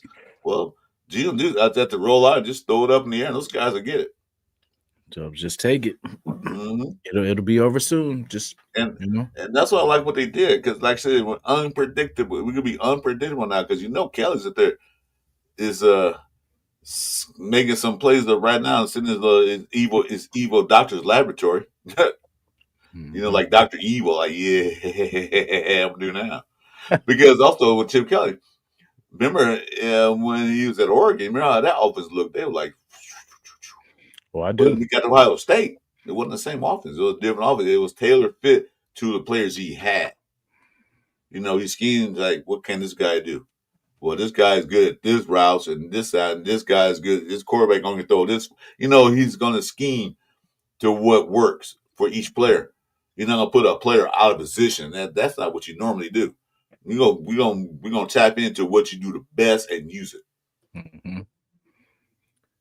Yeah, we're starting to pick up weapons because I don't say we haven't even talked about Bash or any. We talked about Thornton, we talked about Tucker, Myers. So, I mean, on paper we look stacked, we look loaded. And then with Gino's kind of the wild card until we see it. Because how fast is he going to be able to pick this offense up? How fast is it going to click? Because new team, new players, new scheme, new You know, the only thing that remains the same is Pete. Yeah, but like I said, Gil Smith been in the league long enough to know he been with different teams. Mm-hmm. He been with different offensive coordinators. He been with a lot of stuff, so he is a veteran. He knows how to pick that up. How fast he pick it up, just a question. When he'll pick it up, hopefully in the first 3 games, he Mm-hmm. picks up real quick. But like I said, that part I'm not worried about. I'm just worried about make sure that the guys play that should be playing. Like you been talking about Best. Mm-hmm. I don't know Best was his role's going to be because he almost similar to what Jacoby Myers does. He's not fast. He can't get down the field. Don't get me wrong. He can't get down the field, but he's not that guy to get down the field. That's a Thornton and Tucker role to get down the field, deep down the field. But he can run routes. Same thing as Jacoby does. He's a great route runner. In college, like I said, we got seen in the pros, but he's a great route runner, and he can catch the ball like Jacoby does. Don't drop many passes at all. So he's kind of like the younger version of Jacoby. So him going back and forth with Jacoby is a good thing. Yeah. It's a good thing. Jacoby is getting up there in age. He's not that old, but he's up there in age. So he had to play like he did last year. Last year was great for him because he finally got his first 1,000 yards because we really had nobody else to throw it to. So it's good for him. Like he can get in there, certain plays, certain things, and do. And plus, one thing you remember, Jacoby is also a quarterback too. So he's an emergency quarterback in case. Yeah, we seen some of his good work with when he was with the Patriots. Yeah. So we saw that one game. That was his best. It's like I see some of his best pass of his career. Yeah. Well, he tried to do the right thing, but that was good for us. Not good for him. But then the next year, what we do? We sign him. Yeah, and actually that was because I was thinking when we got him, we had never had a 1 and a 2. You know what I'm saying? It was usually like a 2, 2 2s, and then a couple 3, third string wide receivers, but we never had a 1 and a 2. Mm-hmm. So that was, I appreciated having that, but I think we're coming back to it. Coming back to where our wide receiver core is there. Well, our wide receiver core is not from the Wizard of Oz. They're not from the Lollipop Guild. So I'm happy with that. No more of this. Only shortest person is Tucker, but he's one of the fastest one on the team. So I'll give him that. But none of these little guys are going up against the bigger cornerbacks, which are getting bigger and bigger each year. So now we got guys you can challenge for the ball. So I'm happy with that. Yeah. With Mostert, I think he pretty much had a couple. I think it was not last year, but the year before he led, I think, the league with touchdown runs. 20 touchdowns that year. Yeah. So I mean, if he can get half of that, we'd appreciate it. Mm-hmm. Yeah. Well, it's more than what we had last year rushing time. I mean, what? Samir had 1. Damn. He probably did that on accident. I don't know how you got that touchdown, but was good. It was good, Twan. But like I said, we got options now on offense. With Chip Kelly there, we got all kind of options we can run instead of being predictable. We don't know what we're gonna do, especially we got a running back. Because I wasn't really too thrilled because I was there on draft day. I wasn't really too. I think, were you there too with us? I think. Yeah. I wasn't too thrilled. I thought they were going to trade, but no, they went and got Genty. I'm like, but then I saw what they did the rest of the draft. I said, okay, I see what they're doing. They got some more offensive linemen. They got some receivers. I said, okay. And then their free agency, they picked up UDFA and free agency, they picked up some guys. I said, because they saw, I'm sure Pete Carroll was, when he was home sitting on his comfortable couch with his family watching these games, not just our games, but everybody's games. He probably say, wow, the Raiders really suck at running. If they hire me, first we're going to get a running back. That's exactly what he did. Yeah. Because as bad as we were, for the 4 and, that we were in games You know what I'm saying? Like, as bad as we were in games for a certain point of time, and then a Minshew happened, a Zamir White happened, a Olave happened, or just all in general, we happened. But, you know, we're going to be in these games, and we're going to be able to sneak wins out of these things instead of just kind of guessing and just looking like we don't know what we're doing. That's the thing. We're back to organized ball. Well, we got a coach, we got a head coach as experienced head coach. Last year we didn't have that because you can see on the sidelines when things are coming up, AP look kind of confused and know what to do. You know, thinking about it. No, should I challenge that play? Y'all call a timeout? Should I do that? You know, when you're looking at the play sheet like this.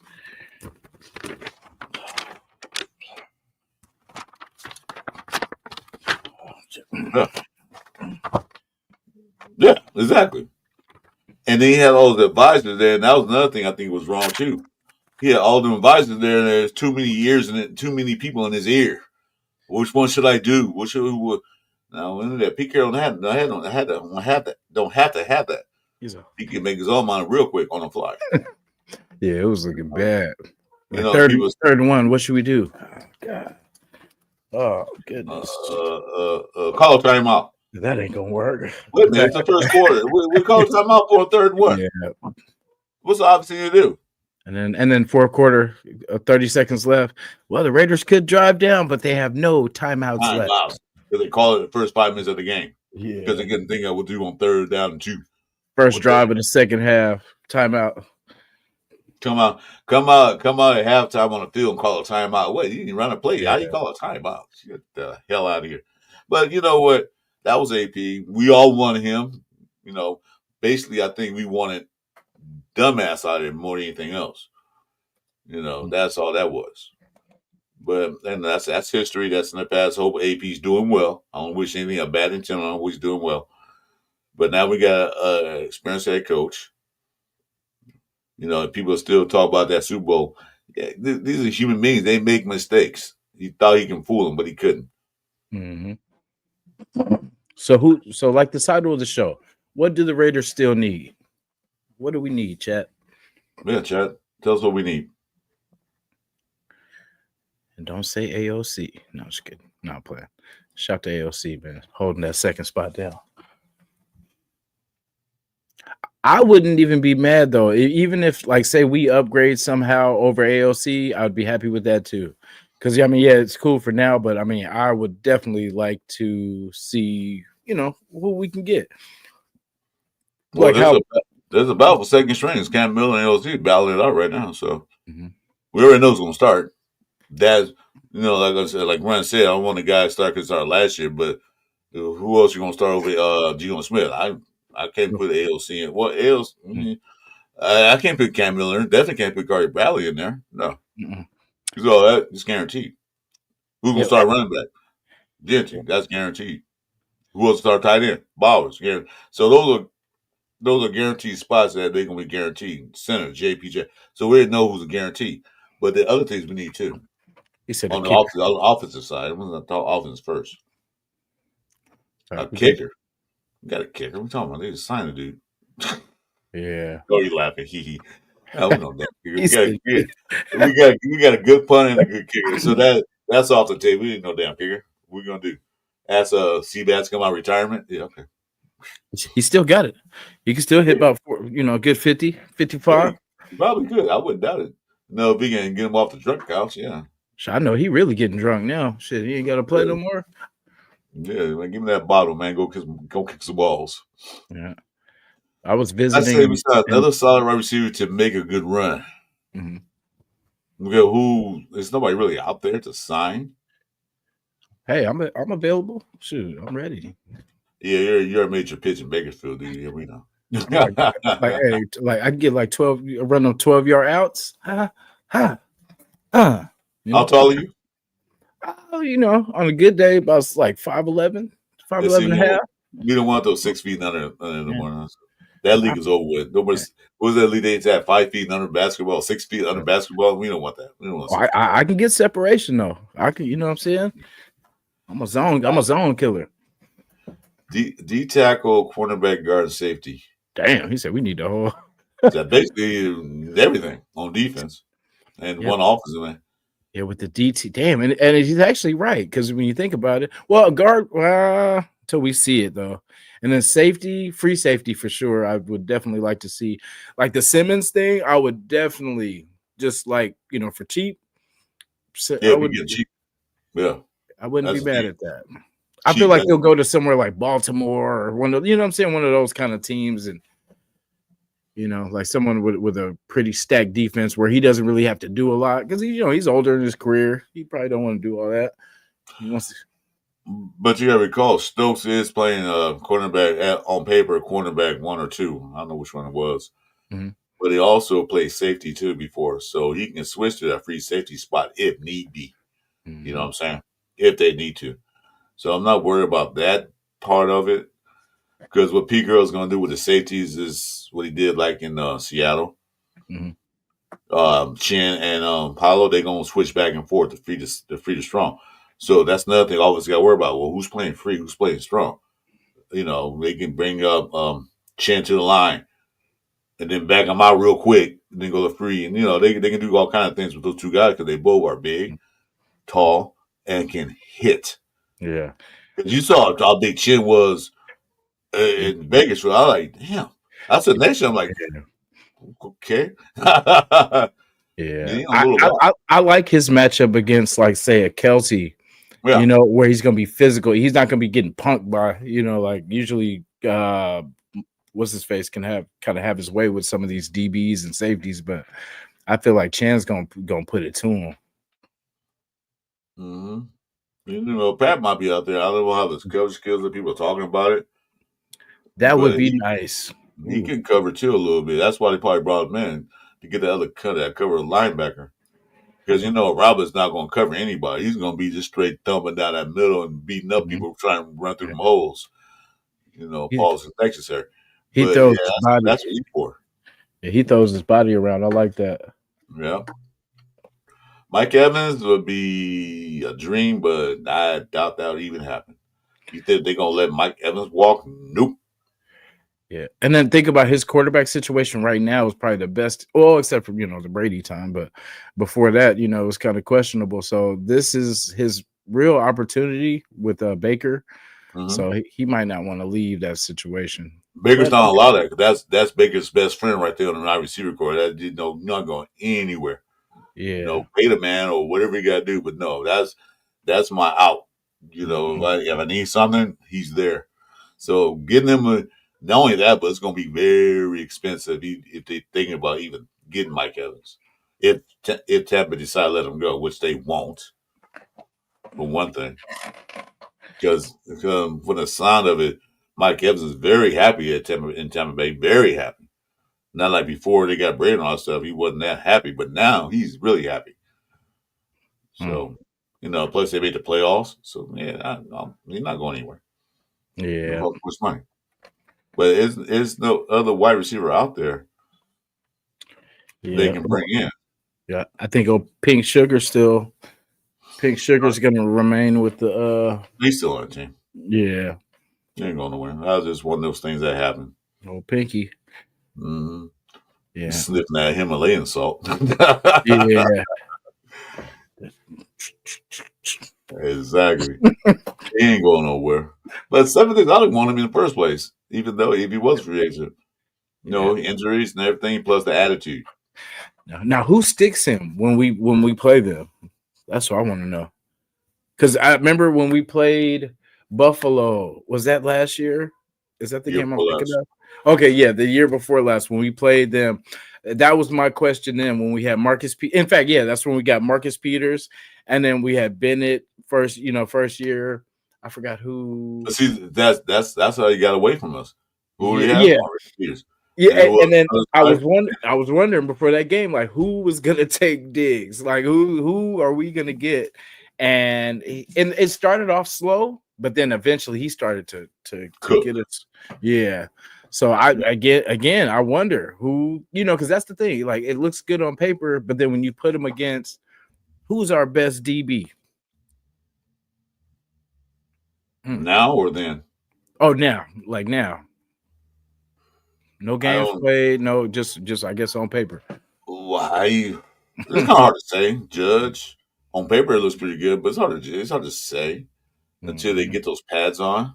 mhm, No, because they're saying, "Oh, the DBs are doing great in OTAs because they're getting a lot of interceptions." It's OTAs. They know they're gonna do that in OTAs. Let's put the pads on where the receiver can actually, do something against them. They really can't do anything. They can't really hit them, because some receivers are very physical.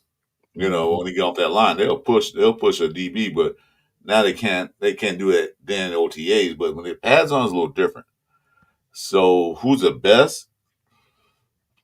Right now on the team, really don't know. I'll wait. No, I'm just kidding. Because Stokes had when he came out, he had a great year. Then he got hurt, Mhm. so then he couldn't stay in the game. He was good when he first came out. Hope we can get that Stokes out of him because he was sticking to everybody. So he said Stokes would be on Pinky. Yeah, I probably see that because he's a veteran, so he knows some of the tricks and trades of the job. Bennett, this is his third year. He did good last year at the start of the season. Might be the second best as it stands right now. Mhm. But then they got the Cameron Richardson who really got put in a fire last year. Because remember when Bennett came out, they got put in a fire. And Bennett sucks. Get rid of him.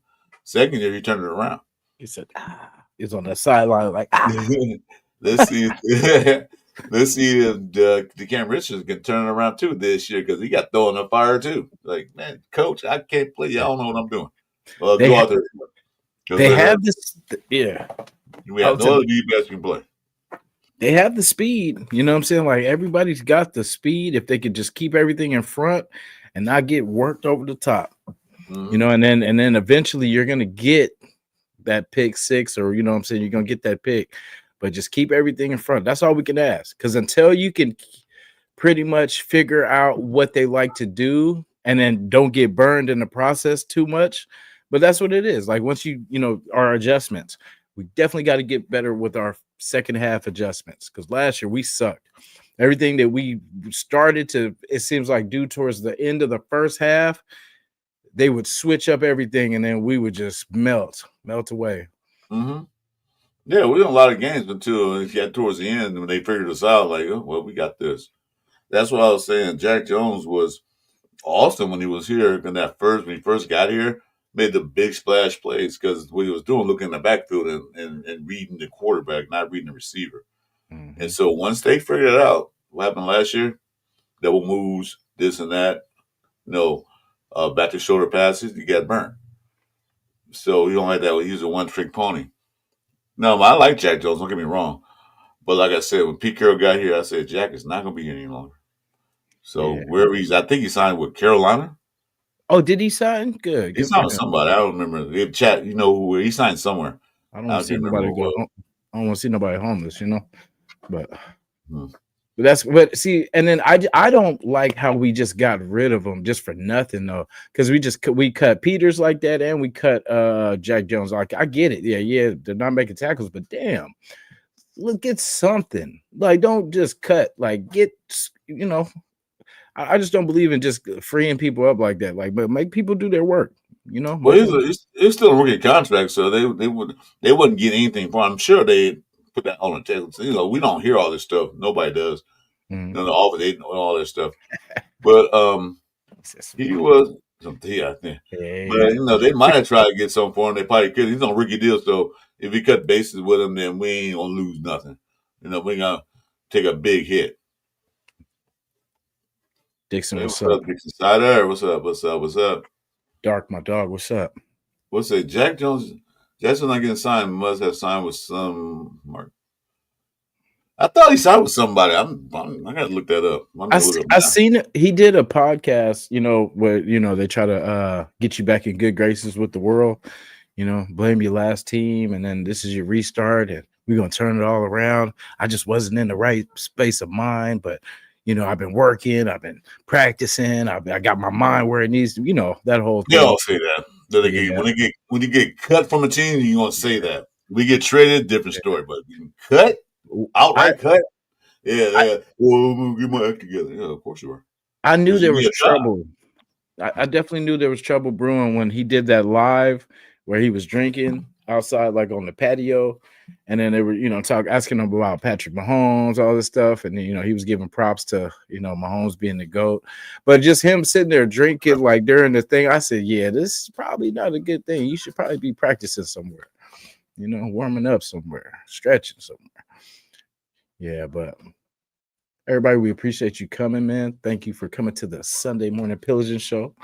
We're tackling these things. I know it's kind of dry time right now, but what do we still need? Like I agree. I definitely agree with Twan said. Defensive tackle. We might be okay as far as defensive tackle wise. We're not great. Not saying we're great, but I feel better about the DT room than I do about the DB room for now. That because when you ask that question, who sticks the number one? Who takes Jamar Chase? Who takes Justin Jefferson? You know what I mean? Like who's gonna guard that? And then, but see, that's how teams are gonna scheme against us. Because so they're gonna put their best DB, which is the situation of our DBs. They're going to put their best DB on our best players. So, number 2, wide receiver, you have to burn DB2. That's the job. You have to get open. They're going to try to lock down number 1. DB2 on the opposite team is supposed to get active. You know what I'm saying? Make that second corner for us work because that's where our question mark is in that secondary. And with Wilkins there would have been different because that would have been some added pressure. That would have took pressure off the DBs. But now, hopefully this doesn't expose us. You know what I mean? Like it's a bad combination of losing a good DT and not having the best, or excuse me, just say the strongest secondary. What was that? Clowney expected to sign a 1 or 2 year deal with another team for $16 million. Bring them in.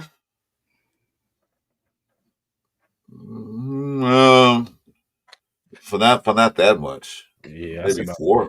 Yeah, I said maybe 3-4 4. million. 4 for 1 year deal. Yeah, maybe 3. But that's a little steep. He's doing okay, but he's not the one we expected to come out of college. Yeah, that's a little too steep for me. That's 10 out. Like we got 30 something, 36, $32 million in salary cap right now left over. And and they still got to play players extend, maybe Colton Miller, Jacoby Myers. I don't know what they're gonna do with him, but maybe take a team friendly deal for Jacoby because he wants to stay here too. But then signing now, that's too much for me. Only person I would say probably can go for like 10 million would be a Jalen Ramsey. I can see that because he's a veteran. He's a G-back and he's not bad. Yeah. So I don't see Clowney coming here for that much. Yeah, we've been talking about Clowney for years now. I'll say just looking for a payday. And I don't know. It's like he doesn't really stick anywhere. He doesn't. He's been at multiple teams. I feel like he's not like a team, but he's just there for the money. Like, I'm just going to take this check, visit this city and state for a little bit and then go on to the next one. Mm-hmm. Whoever had me, he's been traveling a lot. Because if he was a top notch defense, like I thought he would be. He'd be just one team his whole career, or maybe 2 at the most. But he's been like 3 or 4 different teams. Like that's a journeyman, and journeymen don't deserve $10 million a year. Yeah, and then like Chuan said, well, I say for both too dark too. Attending the top CB wouldn't hurt. Because I mean, we've done worse. You know what I'm saying? Like, look at the Wilkins thing. We brought him in, he got hurt. So, hey, it happens. But we got to still we can't shy away from doing it. Because I mean, we can't take this money with us. Or I say I ain't got it, but the Raiders, you can't take the money with you. So you might as well spend it. And I mean, at least just spend it on players that if they were proven, say the last 7 years they were dominant, and it just so happens that they come to us and the 8th year is unlucky, oh well, at least you did your part. You know what I'm saying? But I mean, be aggressive, because I mean, because DB definitely need a top DB. Did someone say what's his face? From oh goodness, uh, he was on Dallas, I think, last year. Was he on Dallas? No, he was on the Vikings last year. Started off. Where did he start off? Oh goodness. But anyway, he's a free agent. He went to a couple teams. He was on Dallas, I think, before that. Then he went to the Vikings. Is he still available? The chat, help me. I'm spacing on his name. DB. I'm trying to figure what you're talking about. Yeah. Damn it. Free agent. He was one of the top. Where the hell was he at? I forgot the first place. Was he at Houston? Oh my goodness. I can't even think of his damn last name right now. He has the braids. Damn, where was he at before? Oh my lord. I can't even think of his damn number. I want to say he was at the Vikings. He signed like a one year deal. Veteran. Used to be lockdown corner. Goodness, I can't think of his damn name, but it'll come. Anyway, but yeah, like a veteran DB. You know, I would love for them to pull off. I know the money situation, but I mean, at least you're getting a player you know is going to ball out, and he is a dog, and that would take pressure off Porter. That would take pressure off the guys that we got in there. I'm still trying to think of his damn name. I'm looking up right now.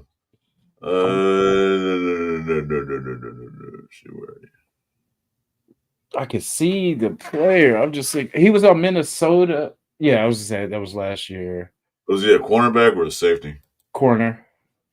Brian, you know Byron Murphy? No, should have been the other one, the other starter. Gilmore, thank you. Gilmore. Oh, Gilmore? Yeah, damn, I couldn't think of his damn name. Oh, so he started with the Patriots. Thank you. I was trying to think, where the hell did he start with? Was it? Yeah, the Patriots. Stephon Gilmore. I don't see him on the free agency list. Yeah, Gilmore. Oh, okay, so maybe he did sign somewhere.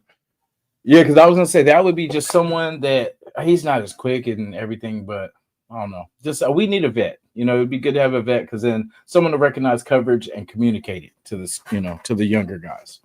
Yeah, there are plenty of veteran cornerbacks out there. Some look like most of them signed though, but you know, let's see. Let's see if you sign. We never heard no more from Xavier Howard either, huh? After last year. Who? Remember Xavier Howard for the Dolphins? Yeah, I'm saying who? Something happened with him because he got something in the news or whatever. I forgot, like legal, and then wasn't it the guy that had legal troubles with his wife or what, a girlfriend or something like that? Something like that. Yeah. He's the Mark Davis and one of those guys. Anybody that's like domestic violence or robberies or anything like that, Mark Davis have hands off. I don't care how good he is, he's not coming to our organization. I think he has something to do with his wife. I can't be sure, so I don't want to put any falsehoods out there. Yeah. But it has something to do with his girlfriend, wife, fiance, or he's texting pictures to this is his girlfriend. Sent some naked pictures to the girlfriend's son. Now I remember that. Yeah, it was something like that. He sent some pictures to his young kid. Yeah, something like that. Get back at her. Mm-hmm. Yeah, see, and then the Martinez one had nothing to do with that. We had enough problems already with the rug situation. The what's his name? Arnett situation. Arnett, and then the other guys have DUIs. He's trying to keep the organization clean, and free of all these conspiracies and everything else, which I give him credit for doing.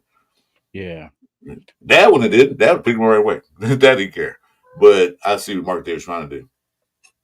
Yeah, and then like with the rug situation, with I just feel.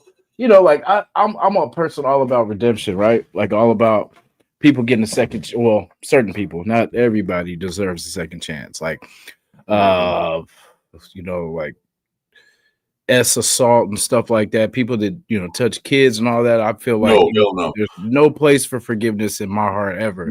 You touch That's kids, you that's for belong. God to. You Yeah, touch kids and like that, you belong under the damn prison. I don't even want to see you. yeah. You know. That's for God. That's for God to forgive you for, not me. No, I wouldn't. I wouldn't take that. No.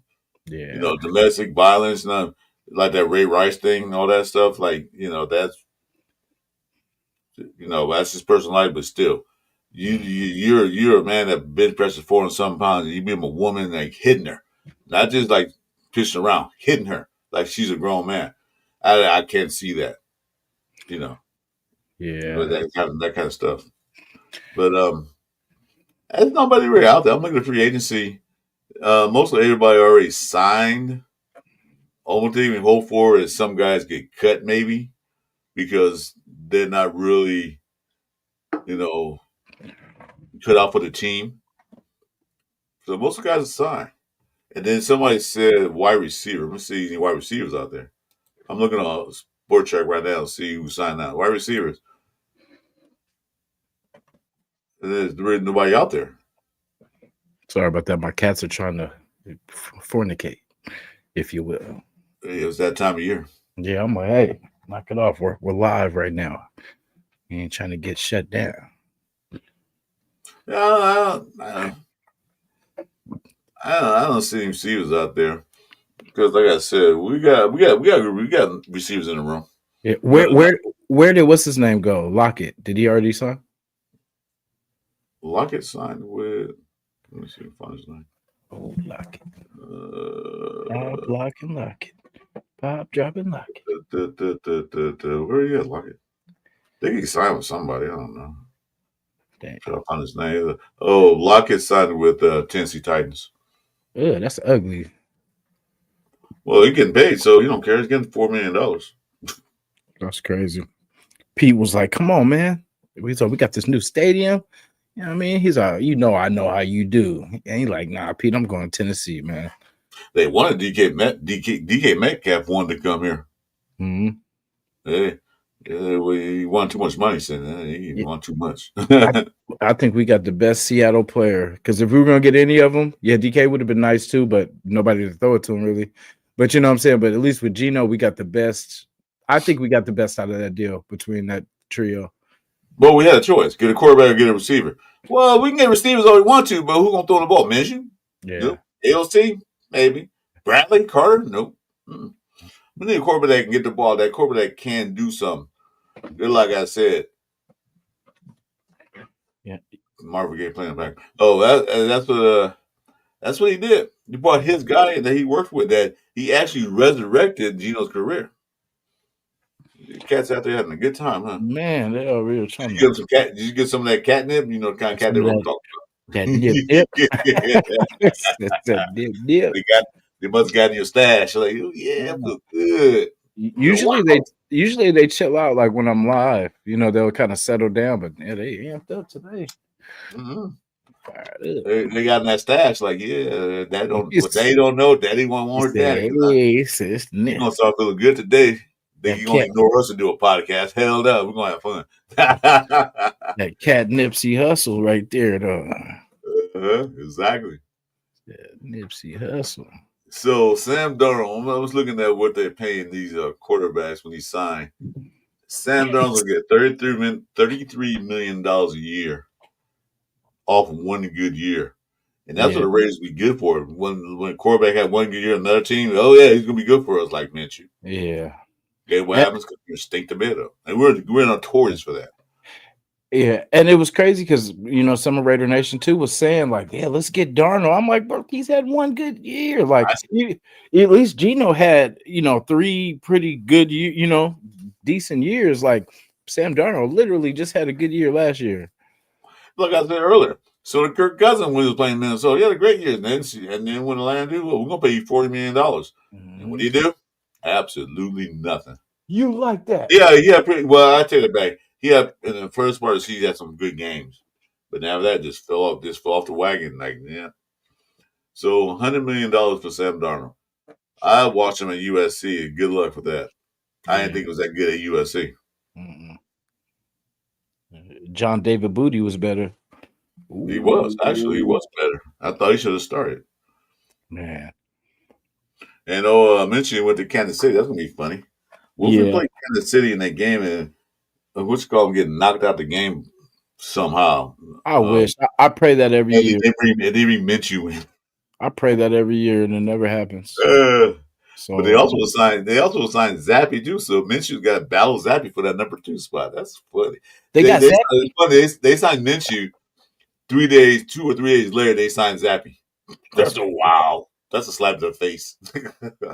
damn. Zappy's hella small too. I think, huh? Hmm? Is he? He's smaller, huh? Zappy. I don't know. Let me see. Zappy is they don't say here. Zappy. They don't say his height. I don't know. Hmm. Yeah, it just don't show his height, but probably it don't really matter Yeah. because I don't think as a they'll keep that Kermit the Frog up. They'll never get a chance to see the light of day on the field. What is Bailey Zappi? I'm curious now since you mentioned He's like, got to know. Got to it. know. Yeah, yeah, 'cause I'm tired of these little guys. I'm tired of Pete. I'm sure Pete Carroll saw that too when he's watching some of his games. Like, damn, Raiders are small. They're like Pop Warner football guys. Say what's up. Zappy is 26 years old. Say what's up to Uncle Chris. She didn't want to talk today. Zappy's 6'1", so he's not small. He's 6'1", so he's not little. Okay, same size as me. Mm. You know, So, like, he's not no that dude from Arizona small. So yeah, damn. uh, I swear I seen Kyler Murray, right? I was coming back. Was that from Vegas or going to? I was either going to or coming back from that Jets game. And I was at the airport eating at one of the little spots in there, and I swear it was him, but I couldn't tell. But I didn't want to be like, "Hey, what's up, Bill?" You know what I'm saying? But I swear, dude looked dead on him, and like same hair, everything, and like I just didn't know for sure. About the same size, but you know what I'm saying. I didn't want to look like an ass, but yeah. So I'll yeah, what's never. up, Roshat? Hey, thanks for joining the show. So him and Minshew are the same size, 6'1", so they're the same size. So Oh damn. like I said, I got tired of running out the midget patrol out there on the field. Like, come on, man, let's get some bigger guys in here. Come Yeah. on now. Yeah. Yep. That's the thing. When I think about it in whole, like on the offense, I worry about the line. Like I'm confident in Mostert and Genty. I'm confident in the wide receiver core because I definitely feel like it's better than it was last year. Shit, they're bigger and Yeah. faster. Yeah. So like that's the thing. The only thing that holds me up is the line. Like that's the only thing that could go wrong. You know what I'm saying? Because if the line improved, then we've improved. Guaranteed. Yeah, that's always the case, because let me shut this down. And like on defense, I worry about the DB room. You know what I mean? Like mostly the corners. I worry about the corners. The linebackers, I actually have faith in this year. The DT room, I think, is going to be a little balanced. It's not going to be like where one person is dominant and everyone is. I think it's going to be a little bit of everybody chipping in, everyone, coming together. But with the DB room, I feel like it could go just like it did for Bennett. It could go just like it did for Richardson last year, until it all comes together. Well, like I said, I like what Ren said earlier. Okay, sit out Wilkins. If he's not better by the 8th, 9th game where he can't even touch the field, this is the rest of the season. We got 2 years left for him. We got one way or the other. We got to pay for him. People said trade him. No, why? No, we can keep him. Let him sit out. Let him heal properly. Let them just get the feel of the game, get the feel of what they're doing. Not to just watch. And then also coach on the sideline. If he's on the sideline, like help the other D tackles out. So you can do that. If it's not better by week 8, week 9, like nah, sit him out. And then if he does want to come in, don't rush him back. So we got enough D tackles there that can rotate in and out. You know, we got that guy Pegs to see how he does. Tonka Hemingway. Yeah, he's a rookie. Tonka Booker. Lashley Tassic's not going to play on the line defense. He's going to play in the offensive line. They're laughing. So we got Adam Butler. So we got a room we can rotate in and rotate out, which we didn't have before, but now we do. And putting Tyree Wilson.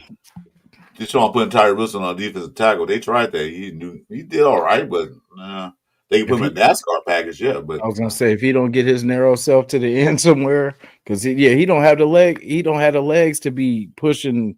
You know what I'm saying? No pushing, no piling it from the middle. no. You know, he's definitely going to be an edge, and like I see him as like a bat down the balls type player. Like if you find yourself where you can't get to the quarterback, at least bat the ball down. Like you know how teams do against us. They wait and then knock our stuff down. So that's it, Tyree. At the very least, bro, develop that. If you like can't, Mascot, yeah. like Mascot said, we had a little boy man throwing the ball. So yeah, you can make bat those balls down. Because Drake May, the first game, first thing that matters, Drake May. He can do both. He can run. You know what I mean? That's the only thing that worries me about that first matchup is him being able to wing it. He's going to be fresh legs. You know what I'm saying? That's the thing. Game 1, fresh legs. Everything is brand new. You know what I'm saying? We don't know what they're going to do. They don't know what we're going to do neither. So we're brand new too. They don't know what we're going to do. So basically, both these teams are getting a fresh start, fresh new coaches, fresh new staff. And we know what McDummy likes to do. So unless he changed, but he proved that he can't change. So we don't know what we're gonna do. Yeah, I would look at everything that he tried to do with Devontae and study. You know, because when he had Jacoby and what's his name, that was the best blueprint of what McDaniels likes to do. You force feed people the ball. So like that's what. You know, we can bank on that. He's stubborn. That's the good thing about McDaniels. He's stubborn in his way, and we know, you know, from what he tried to do with us, that's his little offense. So we're good. I mean, he has Diggs and he has, I forgot, was it I forgot who the other person was, but anyway, they, you know, let's see. Like you said, Tyree's gonna be cool this year, y'all. Well, he had better be. He goes out of here. This is his third year. Hope so. He better be. Now he gonna get his walking papers if he's still on the team by the end of this year.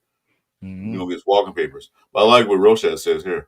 Yeah. He said if Tom Brady don't want Sam Darnold, I totally agree because he can detect the killer instinct. He believes that Darnold does not have it.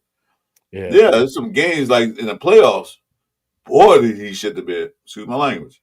Yeah. Man, he can get anything right because they knew how to defend him. Yeah. He had Jefferson out there, the other guy, and he couldn't get him the ball. So why would we want a quarterback like that? His last game of the season looked like this is his first time ever playing football. And then he wanted the big payday, $40 million. Like, yeah, no, get out of here. Walk. You can go. So I think we did good. Somebody said it earlier, but Jason Campbell, because if anybody remembers that period, we had made the switch to pretty much Jason Campbell, and we started to actually put some good games together. He was actually dual threat. He was able to run, you know, but good with his arm, you know. But unfortunately, he got injured, and it broke our spirits. You know what I'm saying? Because we were actually putting together, he was actually a smart quarterback, definitely just solid. And that, you know, for some reason, bro, that's what I go to when I think about Geno Smith. It's like the resurrection of what Jason Campbell was going to get ready to start doing. Yeah, I liked it. I said, we finally got it. Now we got a quarterback now going forward. Boop, boop. Yeah. And I said it gets hurt. Because everyone that knows he was the closest thing to a pretty solid quarterback since the Gannon era. That was the, you know, we had finally had a stop leak to the quarterback situation. That's what I thought we had. That was it. But then he got hurt, and that was over him. Twan says McDaniels is going to have his guys ready. Oh yeah, well, most everybody will. That's the first game of the season, especially McDaniels, because he definitely won't get revenge on the Raiders. One second. After getting fired on with his kids out trick or treating, that's pretty bad. I'm out with my kids, and they got to get a phone call. Hey, guess what? What? Trick or treat? Nope, it's not a trick. This is a treat for us. You're fired. Man, like, damn, how would that make you feel out there with your kids? And then your boss call you, say, "Yeah, man, don't come in tomorrow, or ever." Yeah, he don't have him ready because he wants revenge. Now, he think he might know how to beat the defense. It's a new defense, so his little things he did before. Oh, I know his defense. I know Patrick Graham. I don't know. They changing their scheme around, and Pete Carroll's will make sure of that. Yeah, so yeah, that's true. Rock, Hugh Jackson and Jason Campbell clicking. Now, I thought we had something there until he got hurt. And no, we got a starting quarterback for the next few years. Maybe draft somebody else. Nope, that didn't kind of pass. He got hurt. And that was pretty much the end of his career.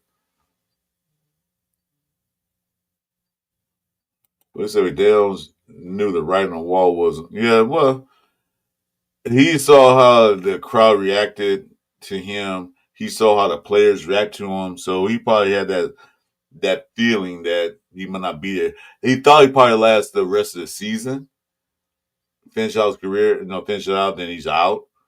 But halfway through the season, they said, "No, bye, Charlie, get the hell out of here." You know. So yeah, he probably knew because he had that meeting with the players and they let it out, and he like, "Oh shit, really? They hit me that much?" Yeah, they do. We don't want you no more, but we can't fire you. That's up to the owner. Sure enough, couple games later, he was out of here. Out of here like last year. Yeah, he was gone. Which made the nation happy because we did win some games. We were like 1, 2 games out of playoffs. Couldn't beat Minnesota. Couldn't get that touchdown that we could have had, but Mr. Renfro dropped the ball. So, but it is what it is. It's done. It's over with. Let's move past all that, and we'll see. And speaking of Renfro, I'm happy for him that he signed with Carolina where he's at home. So good for him. And we ain't got to play him this year, so good. Let me see. Let me see if I can pull this out without pulling stuff in. Let me show you something. Oh, I got my Raider wall over here. I don't know. They still got time at the kickoff and punt return thing. I don't know if Jeff's still here. They still. I don't know if you guys can see that. It's a Renfro. Nah. This is blaring. Yeah. Who is that?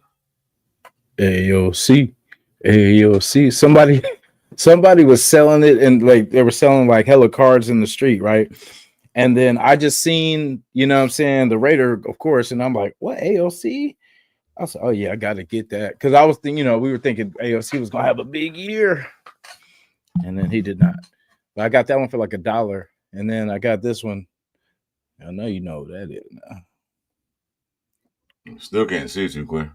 Oh, remember my old man, dude. I got to wear glasses. Come on now. Oh, damn, my bad. Ken Griffey. The kid. That was my favorite baseball player growing up. The kid. I'm gonna look at these stats from last year. Let me see. We didn't have many. That's what I was saying. Like, what did we do well last year? Nothing. Punt. Yeah, we did punt well. Now punt coverage, not so much. Now I'm looking at this. McCormick had 183 total yards rushing because remember he started playing total. His total for the whole year. 5 games, he got hurt. Zamir had 3 yards more than that. No, Zamir I had 183 yards too in 8 games. Wow, that's crazy. Clean him out. Damn. So, it did 2.8 yards a carry. Zamir had 4.7. Abdullah actually had the same as McCormick, 4.7. Played in 16 games, 311 yards. So the rushing was horrific. We all know that. Yeah. Well, this should get better. Yeah. So, if you can't run, Yeah. Tucker had a good receiver. I mean, he did all right. He did a lot of balls he couldn't catch because he over his head or underthrown. He still had 539 yards and 3 touchdowns. Should have more. Bowers had 5, which I hope that increases up to 8 to 10 Yeah. touchdowns. Yeah. And see, it's crazy how they were using him too, because they were just putting him all over the field, little short thing, just getting him the ball because he could break tackles. So you know what I mean? That's dangerous. And then even Jacoby, when Jacoby gets the ball, he can at least make one person miss. Like wow. And then what I'm saying, it's even with Besh. I was gonna say this thing can be dangerous, bro, because these guys they don't drop many balls. Like even with Tucker didn't. They don't drop balls at all. You feel me? So like, really, we got an accurate passer, accurate group. This could get funky. They might forget to even hand it to Genty. Like, oh damn, I forgot we got to run the ball too. All right, Yeah, looking at Devontae Adams last year was with us. Only played in 3 games. Only had 209 yards receiving the whole year. So the games he played 3. No. No, I mean, I don't want to say that. I'm not, I'm gonna shout to Carr and his speedy recovery. I didn't like how it went down, but that's football business. So I don't blame him. I know some parts I don't blame because he don't want to get killed out there because Minshew was throwing medicine balls up and down the field. I don't blame him. Like I can get out of here because I'm gonna get killed. Which I got to get the F out of here. Or someone's gonna get me killed. Yeah, pretty much. No, catch the ball. You die, you die. Catch the ball. Sorry, no. I was just playing. That was a little extreme. I know. Yeah, Jack Jones left with three interceptions. Like I said, he wasn't a bad year, but I think he got burnt more than he got anything else. Yeah. Well, I think actually because the contract thing, because I still think he hasn't signed his contract yet. So, but I do like that he's at least out there. He's not like I ain't gonna play unless I sign. He's still been practicing and shit. So, who, Jack Jones? No, Besh. Oh yeah, because he's not under contract technically, but he's still he's been active in the camps and stuff like that. So. He can't participate. I don't think he can participate in training camp until he signs a contract. I think he's waiting on to see what all the rest of the rookies, because he was a 2nd-round pick. Yeah. So he's waiting to see what the rest of the rookies are getting so they can negotiate. So I'm a 2nd-round pick, so I should get this. Because he's a 2nd round, he don't get that 5th-year option. I think is it Shamar Stewart, the one that's holding him up? Because he's not signing his. And I think they're trying to either base it off his or it was or it was either that Higgins got all that guaranteed money. And I think now that just messed it up for everybody because everyone's like, okay, well then what am I supposed to get? Like, you know what I'm saying? Like, because I think it's based on more off the rookies. You can't base off the vets. Yeah, that was a rookie. There was Higgins from Iowa State. I'm thinking about the guy from Cincinnati. Yeah. Oh no, you talking about T. Higgins? Yeah, T. is. Yeah, okay. Well, yeah. So basically, gonna see what they're getting because if they're picked in 1st or 2nd round, you want to see how much these guys are going to get. She's gonna be searching. I'm sure the Raiders going to pay him something. They're not gonna let him walk out the door. They're right. I like that. We're gonna die any effing way. Catch the ball while you at it. Well, tonight is Game 7 of the NBA Finals. You watching it? Oh yeah. I'm actually. I don't know why, but I'm going for the Pacers. Me too. I don't even care really. But if anybody, I want the Pacers to win. I don't like OKC because they're in our conference anyway. So yeah, I don't like that either. Yeah, but it should be a good because it's so crazy because it went all kind of different ways. Because before the series even started, they were like, how is Indiana going to keep up at points wise with OKC? And they've been doing pretty well. It's been a couple blowouts here and there, but it's been going both ways. Yeah, it's a smart market team. I'm sure everybody's watching it from Indiana. The whole state of Indiana's watching it. You know that. Yeah. Finally, finally get their chance to get a NBA championship, which eluded them because the Lakers beat them. You know, so And we'll is see. Bird still the guy? Is he still the Oh, okay. Oh, I was gonna say, is he still owner of a I was gonna say this would be his last chance to sniff a title. I don't know. I don't follow. Only team I follow is the Lakers. No, that's it. I don't worry about any other team. Oh, I But forgot. My bad. I shouldn't have said that name. I forgot that name. Means it's different to Laker fans than it is to everybody else. Yeah, I remember them days. Yeah. I was there one of the finals. Mhm. When anyway, I won't talk about that. But yeah, let's see. So the chat said what we need: wide receiver and D tackle. D tackle, wide receiver, or DB one, possibly two, and a guard. But I actually think we're good on the guard situation. I think since they're moving Mumford over to his actual original spot he played in college, Mm-hmm. yeah, that's where he was good. He's a big kid, so put him next to JPJ, put him between Colt Miller and JPJ.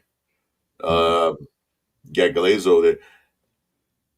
I'm with not Whitehair. I won't say Whitehair. God damn it, Meredith. Yeah. I'm with Meredith Kappa because Kappa getting a bad rap because he was hurt last year and new system, new everything else. But when he was at Tampa Bay, he did pretty good. Yeah, and if Tom Brady trusts him, I trust him. And he's a vet. And he was good at what he did. He just went to different teams, was hurt most of the year, and new system. So I know he finished first in every wrong category, but at least he's a veteran that's on our team. That can help out the youngers because basically we got Rogers who's up battle. I think it's the left side or right side. I just took it down. Let's see. Put it back up again. You got Rogers there battling on one of the sides. I can't remember which one. Hold up, man. Pull it back up. It's going to help JPJ out too, having Kappa as a good vet on the side. Yeah, right guard is Kappa and Rogers, and on the left side they got Parham down here. I hope that's not the case. And then they got Meredith. This is ESPN, so I don't know how much they updated. But man, let me go to the Raiders site. ESPN, I don't trust them anyway anymore. Yeah. Let's see I trust YouTube over ESPN. Right? I'll tell you what, I trust the chat more than I trust ESPN. Let's see. Shout to the chat too. Yeah, let's see here. Here we go. Where's that chart? Let me go with you guys. Because you guys know better than we do. I had one pulled up too for the last one. It was supposed to be the predicted lineup or depth chart. Oh, the Raiders don't have it out yet. Well, of course.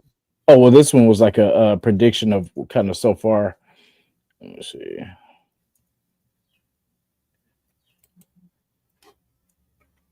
Oh, here you go. This one, yeah. Okay. I don't want to pay for this, man. Get out of here. I'm not paying for anything. You said for anything. No. Okay.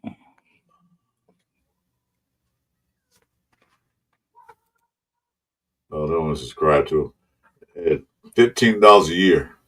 That's too much money for me. So how many cheeses are these? Forget it. I'm done with you guys. I'm not paying $15 a year. You know what that is for me? That's what I ain't gonna do. That's a pack of smokes. I ain't not doing. No, but I got faith in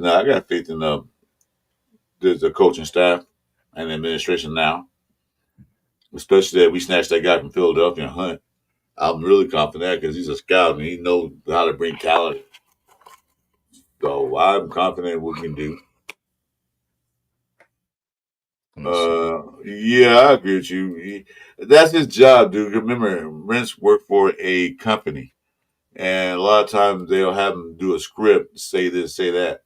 So he's getting paid for doing that from the company, Chat Sports.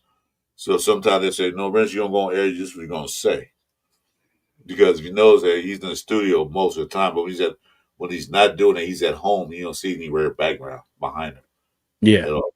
So that's when the boss is paying you the money and they tell you to do something, either you do it or you get fired. So he has to do what they tell him. that part.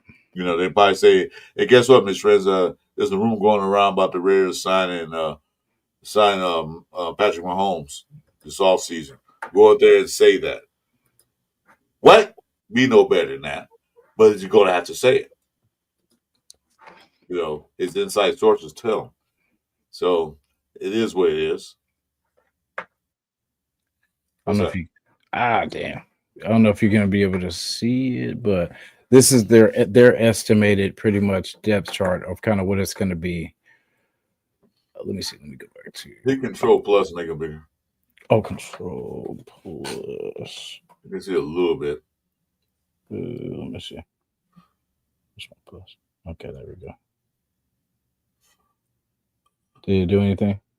It's a little fuzzy, but I can see it. I had to look at another screen. I had to pull it up. I don't All know if right. Jack can see it or not. So basically for the quarterbacks, they have us with Geno Smith, Aiden, and Cam Miller. Mm-hmm. That sounds about right. Yeah, I could see that. And Yeah, that sounds about then right. I was gonna say because with Cam Miller, probably practice squad or something like that, and then that way we could Well, just have Aiden and Geno as the 1-2. So that way we could pick up another add another player instead of having three quarterbacks. That'll be a position for another, hopefully lineman or something. no, they can't put him on a practice squad. Somebody might snatch him. Yeah, somebody Okay. might snatch him. That's when you don't want to put your draft picks on practice squad so early like that, especially Yeah. a quarterback, because the league is hungry for quarterbacks.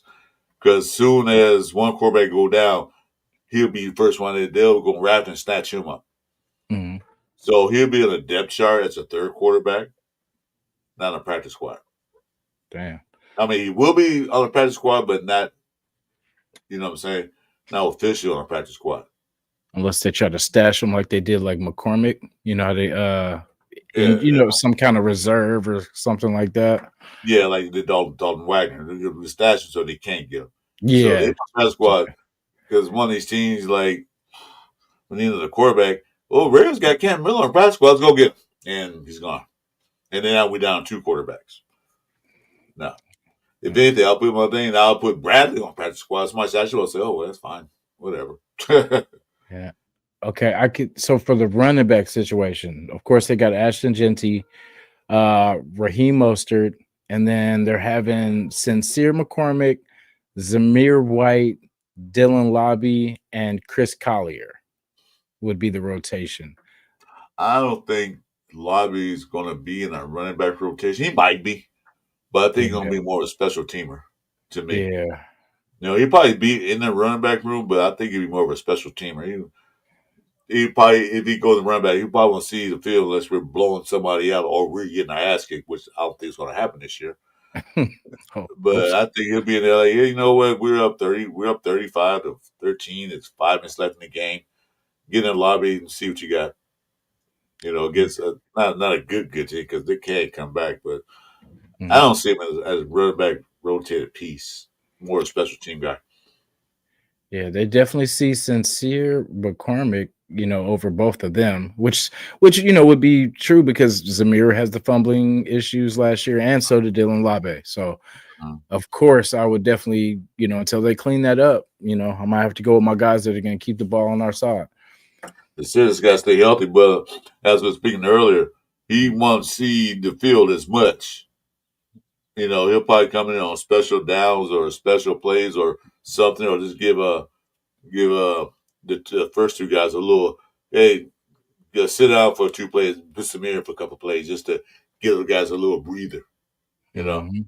so he won't be like the main guy out there.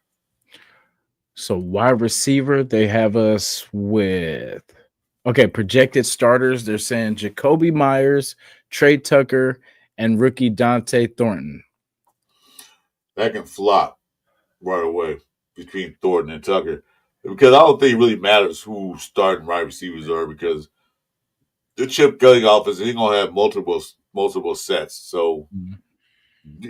you know that Myers will be out there one way or the other. Number one, number two, I don't know, but you And know he'll be out there. it's crazy. It says, projected starters Jacoby Myers, Trey Tucker, and rookie Dante Thornton outperformed Jack Besh in OTAs. That's what I was hearing. Yeah. Thornton actually outperformed Besh Yeah, in which OTA. is a good thing. I like that. I like that because that's the one we really need to be really good.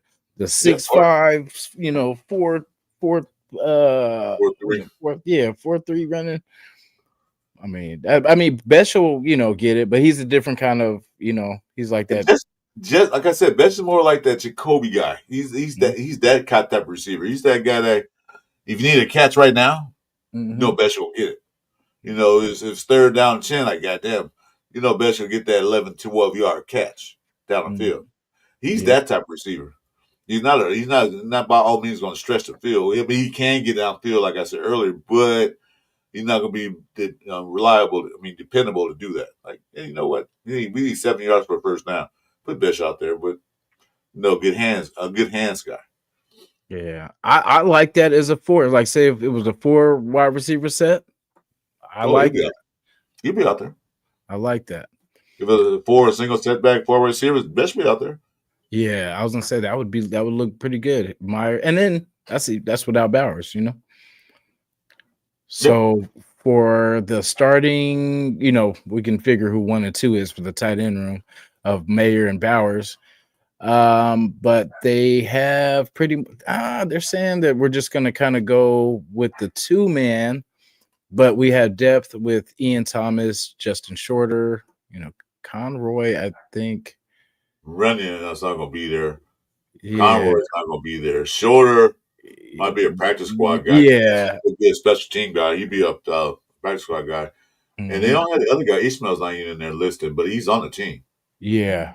It just not because he's more of the receiving type tight end. He's not a blocker Yeah. like Bear stuff is. But he can block, but he's not the tight end need for blocking. He's more like one of those like Darren Waller type, one of those guys like go downfield and catch it. We like that. We like that type. Minus the injuries. But Oh yeah. So offensive line, of course. For the tackles, they'll have Colton Miller, Charles Grant, and DJ Glaze. Charles Grant and DJ Glaze and Mumford are rotating at right tackle. That's not what's going on right now. I don't know how old this is. That's not going on right now. Yeah, because Because Mumford went to guard. He went he to took him out the tackle. Took him out the tackle slot. It still shows on a lot of depth chart, but that's what they're saying. But I think they moved him to that guard position, his original place he played for most of his college career. That guard only played tackle that 1 year when the tackle of Ohio State was hurt. So yeah. he said, yeah, I'll take over. So he's more of a guard than he's a tackle. It's like Yes. So, JBJ is more of a center than he's a guard. yep. They'll have Glaze and pretty much Grant, I guess, rotating that. Well, Grant's going to take over the left side. what I thought, Mumford. I thought Mumford's going to the left. Oh, I'm talking about left tackle. Oh, guard. He'll be a left guard. That's what they put him at. That's what he was Oh in yeah, college. He was a left guard, I think. If I'm wrong, Chad, let me know. But he yeah. was a guard in college, most of his college career. This, So, yeah. They said Alex Kappa likely solidifying right guard. yeah. You got to find out with Meredith, though. Yeah, because and then that just puts Parham out of there. Well, they got him, on depth chart, but I don't see it. And they said, well, won't you make Parham a backup center? Yeah, well, he was a center. He got pushed back still, so no. Yeah. So we're gonna jump to the defense because, I want to see what they feel the cornerback room was, but I already see some errors. They still got people here that weren't. So Edge, no secret. Yeah. Max Crosby, Tyree Wilson, Charles Snowden, Andre Carter. Did they cut him or is he still there? I think I don't know. Let me look. Why you got All that pulled up? right, okay. Andre Carter. Let's see. Let's go there. He said leaky tofu. That's hella crazy. Ain't said Okay, I can always get. I always butcher his name. ain't said laugh. Eddie said Laffy Taffy. The second time was hella funny. Yeah, Laffy Taffy. The Laffy Let's Taffy. see. Do, do, do, do. The way Marty Burns didn't see us back in May. That's what I thought. I was like, I thought I heard some. They said his name. What was his name again? Who was talking about? I saw, Andre Carter. and he's a what defensive tackle? Yeah, edge rusher. Nope, he's gone. Okay. They got on the list. They got Coons. They got I'm not going to say his name. OG4, whatever his name is. Oh, John Joyner. Uga Mama Gouda. They got Jafari Harvey, which I was surprised. UDFA. I was surprised they got him.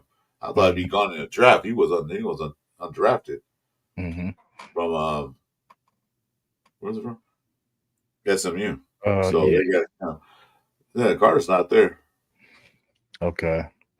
So for interior line, they have defensive Wilkins still recovering from foot injury. Matthew Butler, I don't think is even there. He's gone. Yeah, he's gone. And yeah, good pay. Yeah, so this is a little old right here. Yes, that's not updated. And then for linebackers, they have Landon Roberts, Devin White, starters, and then backups. Yeah, I think this is older because they got Amari Burney. Hell no. And Mark Burns not either. Yeah, they got cut in May too. Yeah, so this thing's not even updated. So yeah, but can't go off of that. And then check out the cornerback room. They got Jack Jones. Yeah, I was gonna say it's got Jack Jones, Jacorian Bennett. This thing is hella old. Yeah. So safeties. Yeah, plus new signee Jeremy Chin, Isaiah Palomalo, Chris Smith, Thomas Harper, Trey Taylor. Yeah, this is not updated at all. Those guys gone since May, and we're already almost in July. Yeah. Yeah. So yeah, the linebackers. I don't think it's added. Pretty much the most recent couple. Yeah, because it has Robertson, it has Devin White, but it doesn't have Smith or what's his face. But yeah. So basically, our secondary, is kind of wait and see.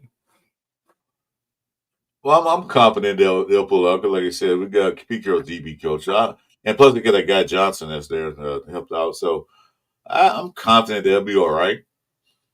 If we can get pressure up the middle and pressure on the sides, the quarterback won't have time to try to pick and choose. You know what I mean?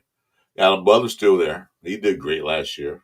Mm-hmm. Like I said, the other defense tackle will be rotating in and out. So, Chris Wilson, if Wilkins can't make it, so I'm confident they can stay with it. Because I said to Cam Richardson, this is the year this is second year. This year you got to prove it. Last year you got thrown in the fire, like I said earlier. Same thing happened to Ja'Cory Bennett. This year you got to show something. And I didn't hear anything from OTAs about him, anything going on. So that's not a good sign for him when nobody's talking about you. Everybody's talking more about Porter than you. So you either step it up or you're going to be on that bench or you're going to be out of here. Yeah, I'm so glad to hear Thornton is stepping up because, oh, man, that could be a beast. Thornton and Porter stepping up. Both of them rookies, they're stepping up, which I like. I like that. But like I said, it's just t-shirt and helmets. We don't know anything until training camp that we get the pads on. Yeah, definitely. But definitely good start. Good start. Well, in the event, I'm glad what they did in the draft. Like I said, disappointed about Jenny, but now I see why they did that. I think this administration, this regime right now, is taking a step forward, going back to the way the Rares used to be, playing hard, being physical, and not doing anything, not doing make dumb mistakes. We have a coach on the sideline that not going to sit like you said with the paperwork, like you know, what I do, what I do, what I do. And then one guy say do this, another guy say do this. Say, well, which one? I don't know. Call Yeah. timeout. Yeah. First drive of the second half. Like, damn. No, come out the locker room, around the field, and run and call a timeout for the game, and you start like, dude, we can't do that. Just run the play, man. Run the play. Oh my God. And we got an offensive coordinator that's so creative. You know, it's not gonna be the Oregon look like Oregon. It's not gonna look like they did Ohio State. It's not gonna look like they did Philadelphia. Because each one of those teams that Chip Kelly was a head coach of, even though UCLA is head coach, each one of the teams he was a head coach where they all looked the offense was different from each offense was different. Mm-hmm. It wasn't the same vanilla offense. It was all different. That's the difference in him and McDaniels. You know what I'm saying? Like McDaniels was setting his ways, that his way was going to work, that he didn't feel like he needed to change anything. But I respect that with Chip, because it's not always easy to go away from what you like to kind of do, you know, like what you're comfortable with. And to, you know, I like that he works around his players. He puts his players in the best position to do what they do. Exactly. So, and that's a good, you know, offensive mind right there, because it's all about getting your playmakers the ball. And that's what Chip Kelly does. He allowed the quarterback to see the field and if Chip Kelly sends a play in, he don't send just one play in. He sends multiple plays in. Mm-hmm. And the quarterback would read that and see, this play ball work better. Let me change this play right now. This is the number one play you're gonna run. Here's a backup play you're gonna run on two. And here's a third play just in case. So he's sending 3 plays in there. So the quarterback decide, because the best person to call a play is the guy the quarterback on the field, because he see how defense is setting up. Gino can read defense. So can AOC. Mm-hmm. You know, so they go out there and see the field, and he can change it up anytime he need to. He's not gonna change it because he want to. He's gonna change it when it needs to be done. Yeah. The Army didn't allow Carr to do that. Mm-mm. No, run this play because it will work. They keep running until it works. Well, it doesn't. We didn't work the first 15 times. We think I'll run the 16th time. Jesus Christ, man, change it up. So, but you know, that's how it is when you got to get a big eagle. Shout out to my guy 805, man. I'm sorry, man. I didn't mean to start the adventures early today, man. But you know, but those days are over. 805, he is gone. Yes, sir. Don't drink yet. Don't drink. He is gone, and we get to pound the hell out of him for the first game of the season. It don't get better than that. 805. Wait till Adam Butler get that first sack against Drake May in the first game. Then we start drinking. Mm-hmm. What's up, Purpo? The hardest working man in here. What's going on, brother? Hey, what's up with Purpo? Purpo said, Raiders just win, baby. That's what it is. Let's go. No matter how it takes. Appreciate you tapping in, Purpo. Thanks for top of body, brother. It's like Madden said a while back. So we play dirty, so what you gonna do about it? If you don't like it, do something about it. Do about it. That's the mentality now. Like, that's why I just want one more back. And that's why it would be cool if Zamir can just figure out some way to be running back 4, a strong running back 4, like that. When we're up and we don't want to bang our guys out and get them injured, Zamir, get in there and just get some first downs, man. Get 6 yards here, get 4 yards here, 5 yards. Just keep stacking it. If he's still on the team, he might have a better chance this year because the line will be a lot better. We know the offensive line is not getting pushed back anymore. Mm-hmm. You know, not with the anchor JPJ there, and then you got either Kappa or Meredith there. They're not getting pushed back anymore. These guys don't weigh 270 pounds; they weigh 300 something plus. So they're not getting just pushed back like Parham was. He's like 285 or something like that. He's not even, you know. Parham, I'm gonna give Parham a little heads up. If Jeff watching, will be pissed off at me. But Parham, he was good in the zone run because he's fast. Was good in the zone run. But when they go to power, so he got listed at 285. I think he's lighter than that, but he's 285. And he's the lightest guy on the line, you know, on the line. Because everybody's like 300 plus. Then that, 15 pounds, if 15 pounds matter, go against a guy that weigh 300 pounds against you. That 15 pounds doesn't matter. Plus, he's not that tall. Yeah. Let me see how tall is he. Oh, 100 centimeters. Arm, well, he's 6'3", measures 6'2". So yeah, he's got height, but it's the weight. It's that weight. Getting pushed around. Chris, cross your fingers. We're trying to get the legend on. We'll see if he'll. It'll fun. Yeah, I haven't had him on the show. You want to join us next Sunday? Listen, next Sunday? Yeah. Yeah. I think he has something to do this Sunday. I was going to tell you, I might have something to do something, but I don't think so. I think it's later in the day. So I'll keep you posted. Okay. Being another co-host on, because I'll keep you posted. Hey, just put your PTO in. That's all, Yeah, sure. I don't have PTO no more. I ran that shit a long time ago. I use all my PTO up. Yeah. Man. Hey, she said, "Hey, Chris, you want PTO for the next 5 years?" Like, what? Really? 5 years? Damn. I gotta wait that long. Man. Yeah. Hopefully we all win the lotto. We don't have to work no more. We could just. Yeah. I don't work no more anyway. I can't work, so I'm being subsidized. So, man, blessings, man, to everybody. I appreciate everyone for rolling through and great comments and questions. Yes, sir. Yeah, thanks for guys for coming by. Nothing really happening in Raider camp right now. There's nothing going on to training camp. That's when the real fun starts. Yeah, that's where I'm gonna, I know you are too. So we will be working in the back while everyone's on break and vacation for right now. We will be, trying to see if we can get some stuff going. Okay, I'm gonna very quick. So I was looking at they got a guy Quadri Ismail tight end. You know how big this guy is? Take a walk guess how big this dude is. Which one? Who is it? Quadri Ismail. They picked up 6'7", 6'6". Damn. You're right. 215 pounds. 232 pounds. All right, no. So he's gonna be one of those guys down the field. He's big. He's tall.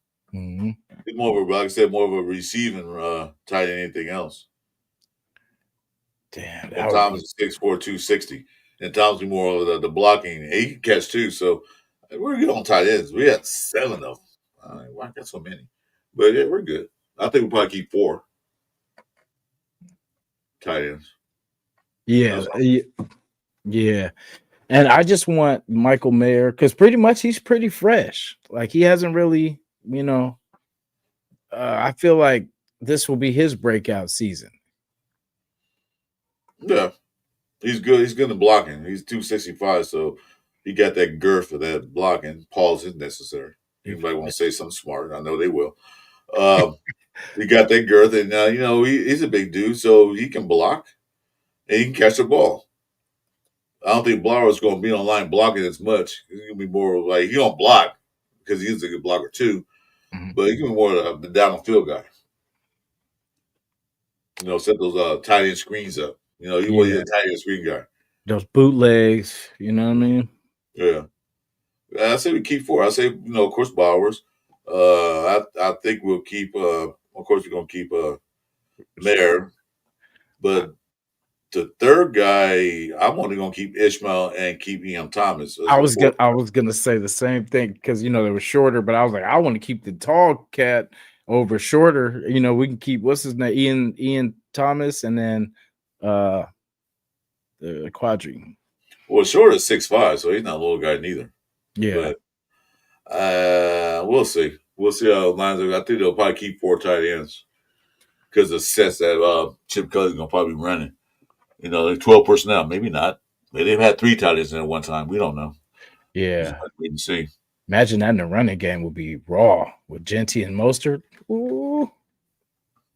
We on at 10 o'clock p.m. Pacific time. I mean a.m., not p.m. a.m. Pacific time next Sunday. Yeah. So be happy for you to join us, give us your knowledge, which I do like. Definitely. Yeah, if you have any, film you want to break down on anybody too, definitely bring it aboard, man. We're all with it. We definitely like your content and how you break everything down. So definitely. I think I had. Do I have your IG account? I don't know about that. I think I do. Do you have his IG account? Yeah. Okay. Yes. Yeah. Let's see. Let's see you a link because we're not gonna let everybody come in. It's not that kind of show. But yeah. It's not the Diddy podcast. Not yet. it's like yeah. We got stock. We got stock on some baby oil because he bought all of it up to stock sale, so we don't have any stuff. There's a 5-year shortage of baby oil, guys. So poor babies out there dry butts because thanks to Diddy. Thanks a lot, man. Shutting down all Walgreens and CVS's and they're writing down. The only place we have here in California is Rite Aid, and they're shutting down. That's like, crazy. Jesus, where am I getting my drugs from, man? So I thought it was just out here too, because out in the city, they all of them now. Mm-hmm. All of them nationwide. Like, I thought they shut down just a few. They shutting all of them down. Like, God damn it! Oh well, that's what happens when corporate greed takes over. Mm-hmm. Yeah, somebody's making money off this thing. Yeah. Okay, that's good. Get back to us. Let us know. It's all good. Well, that being said, anything else you want to talk about, Jason? We pretty much covered everything. Oh, man, just if anybody has the winning lotto ticket numbers for this week, just drop them in the DMs or, quickly in the chat. But other than that, I'm good. All right. Well, hey, guys, thanks for coming in, Jason. Great show, as always. Thank you, Rundown, if you're still listening, for popping in our show, give us some knowledge. Awesome. Definitely. I'm saying thank you guys for tuning in, man. Appreciate it. I keep saying this, so I'm not going to say it.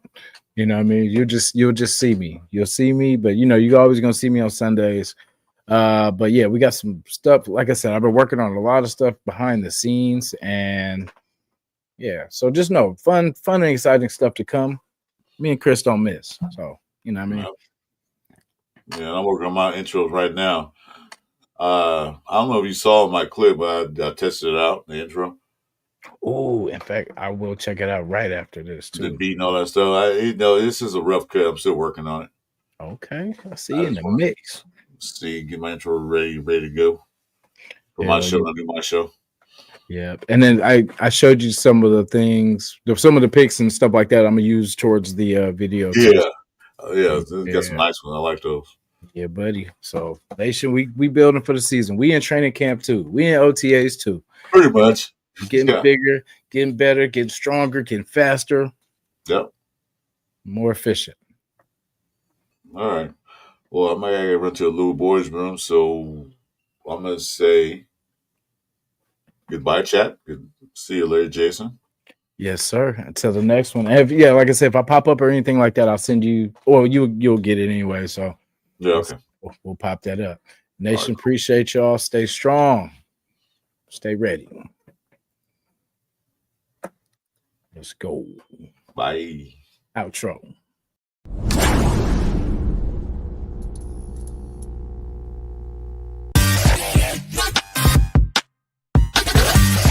Yeah.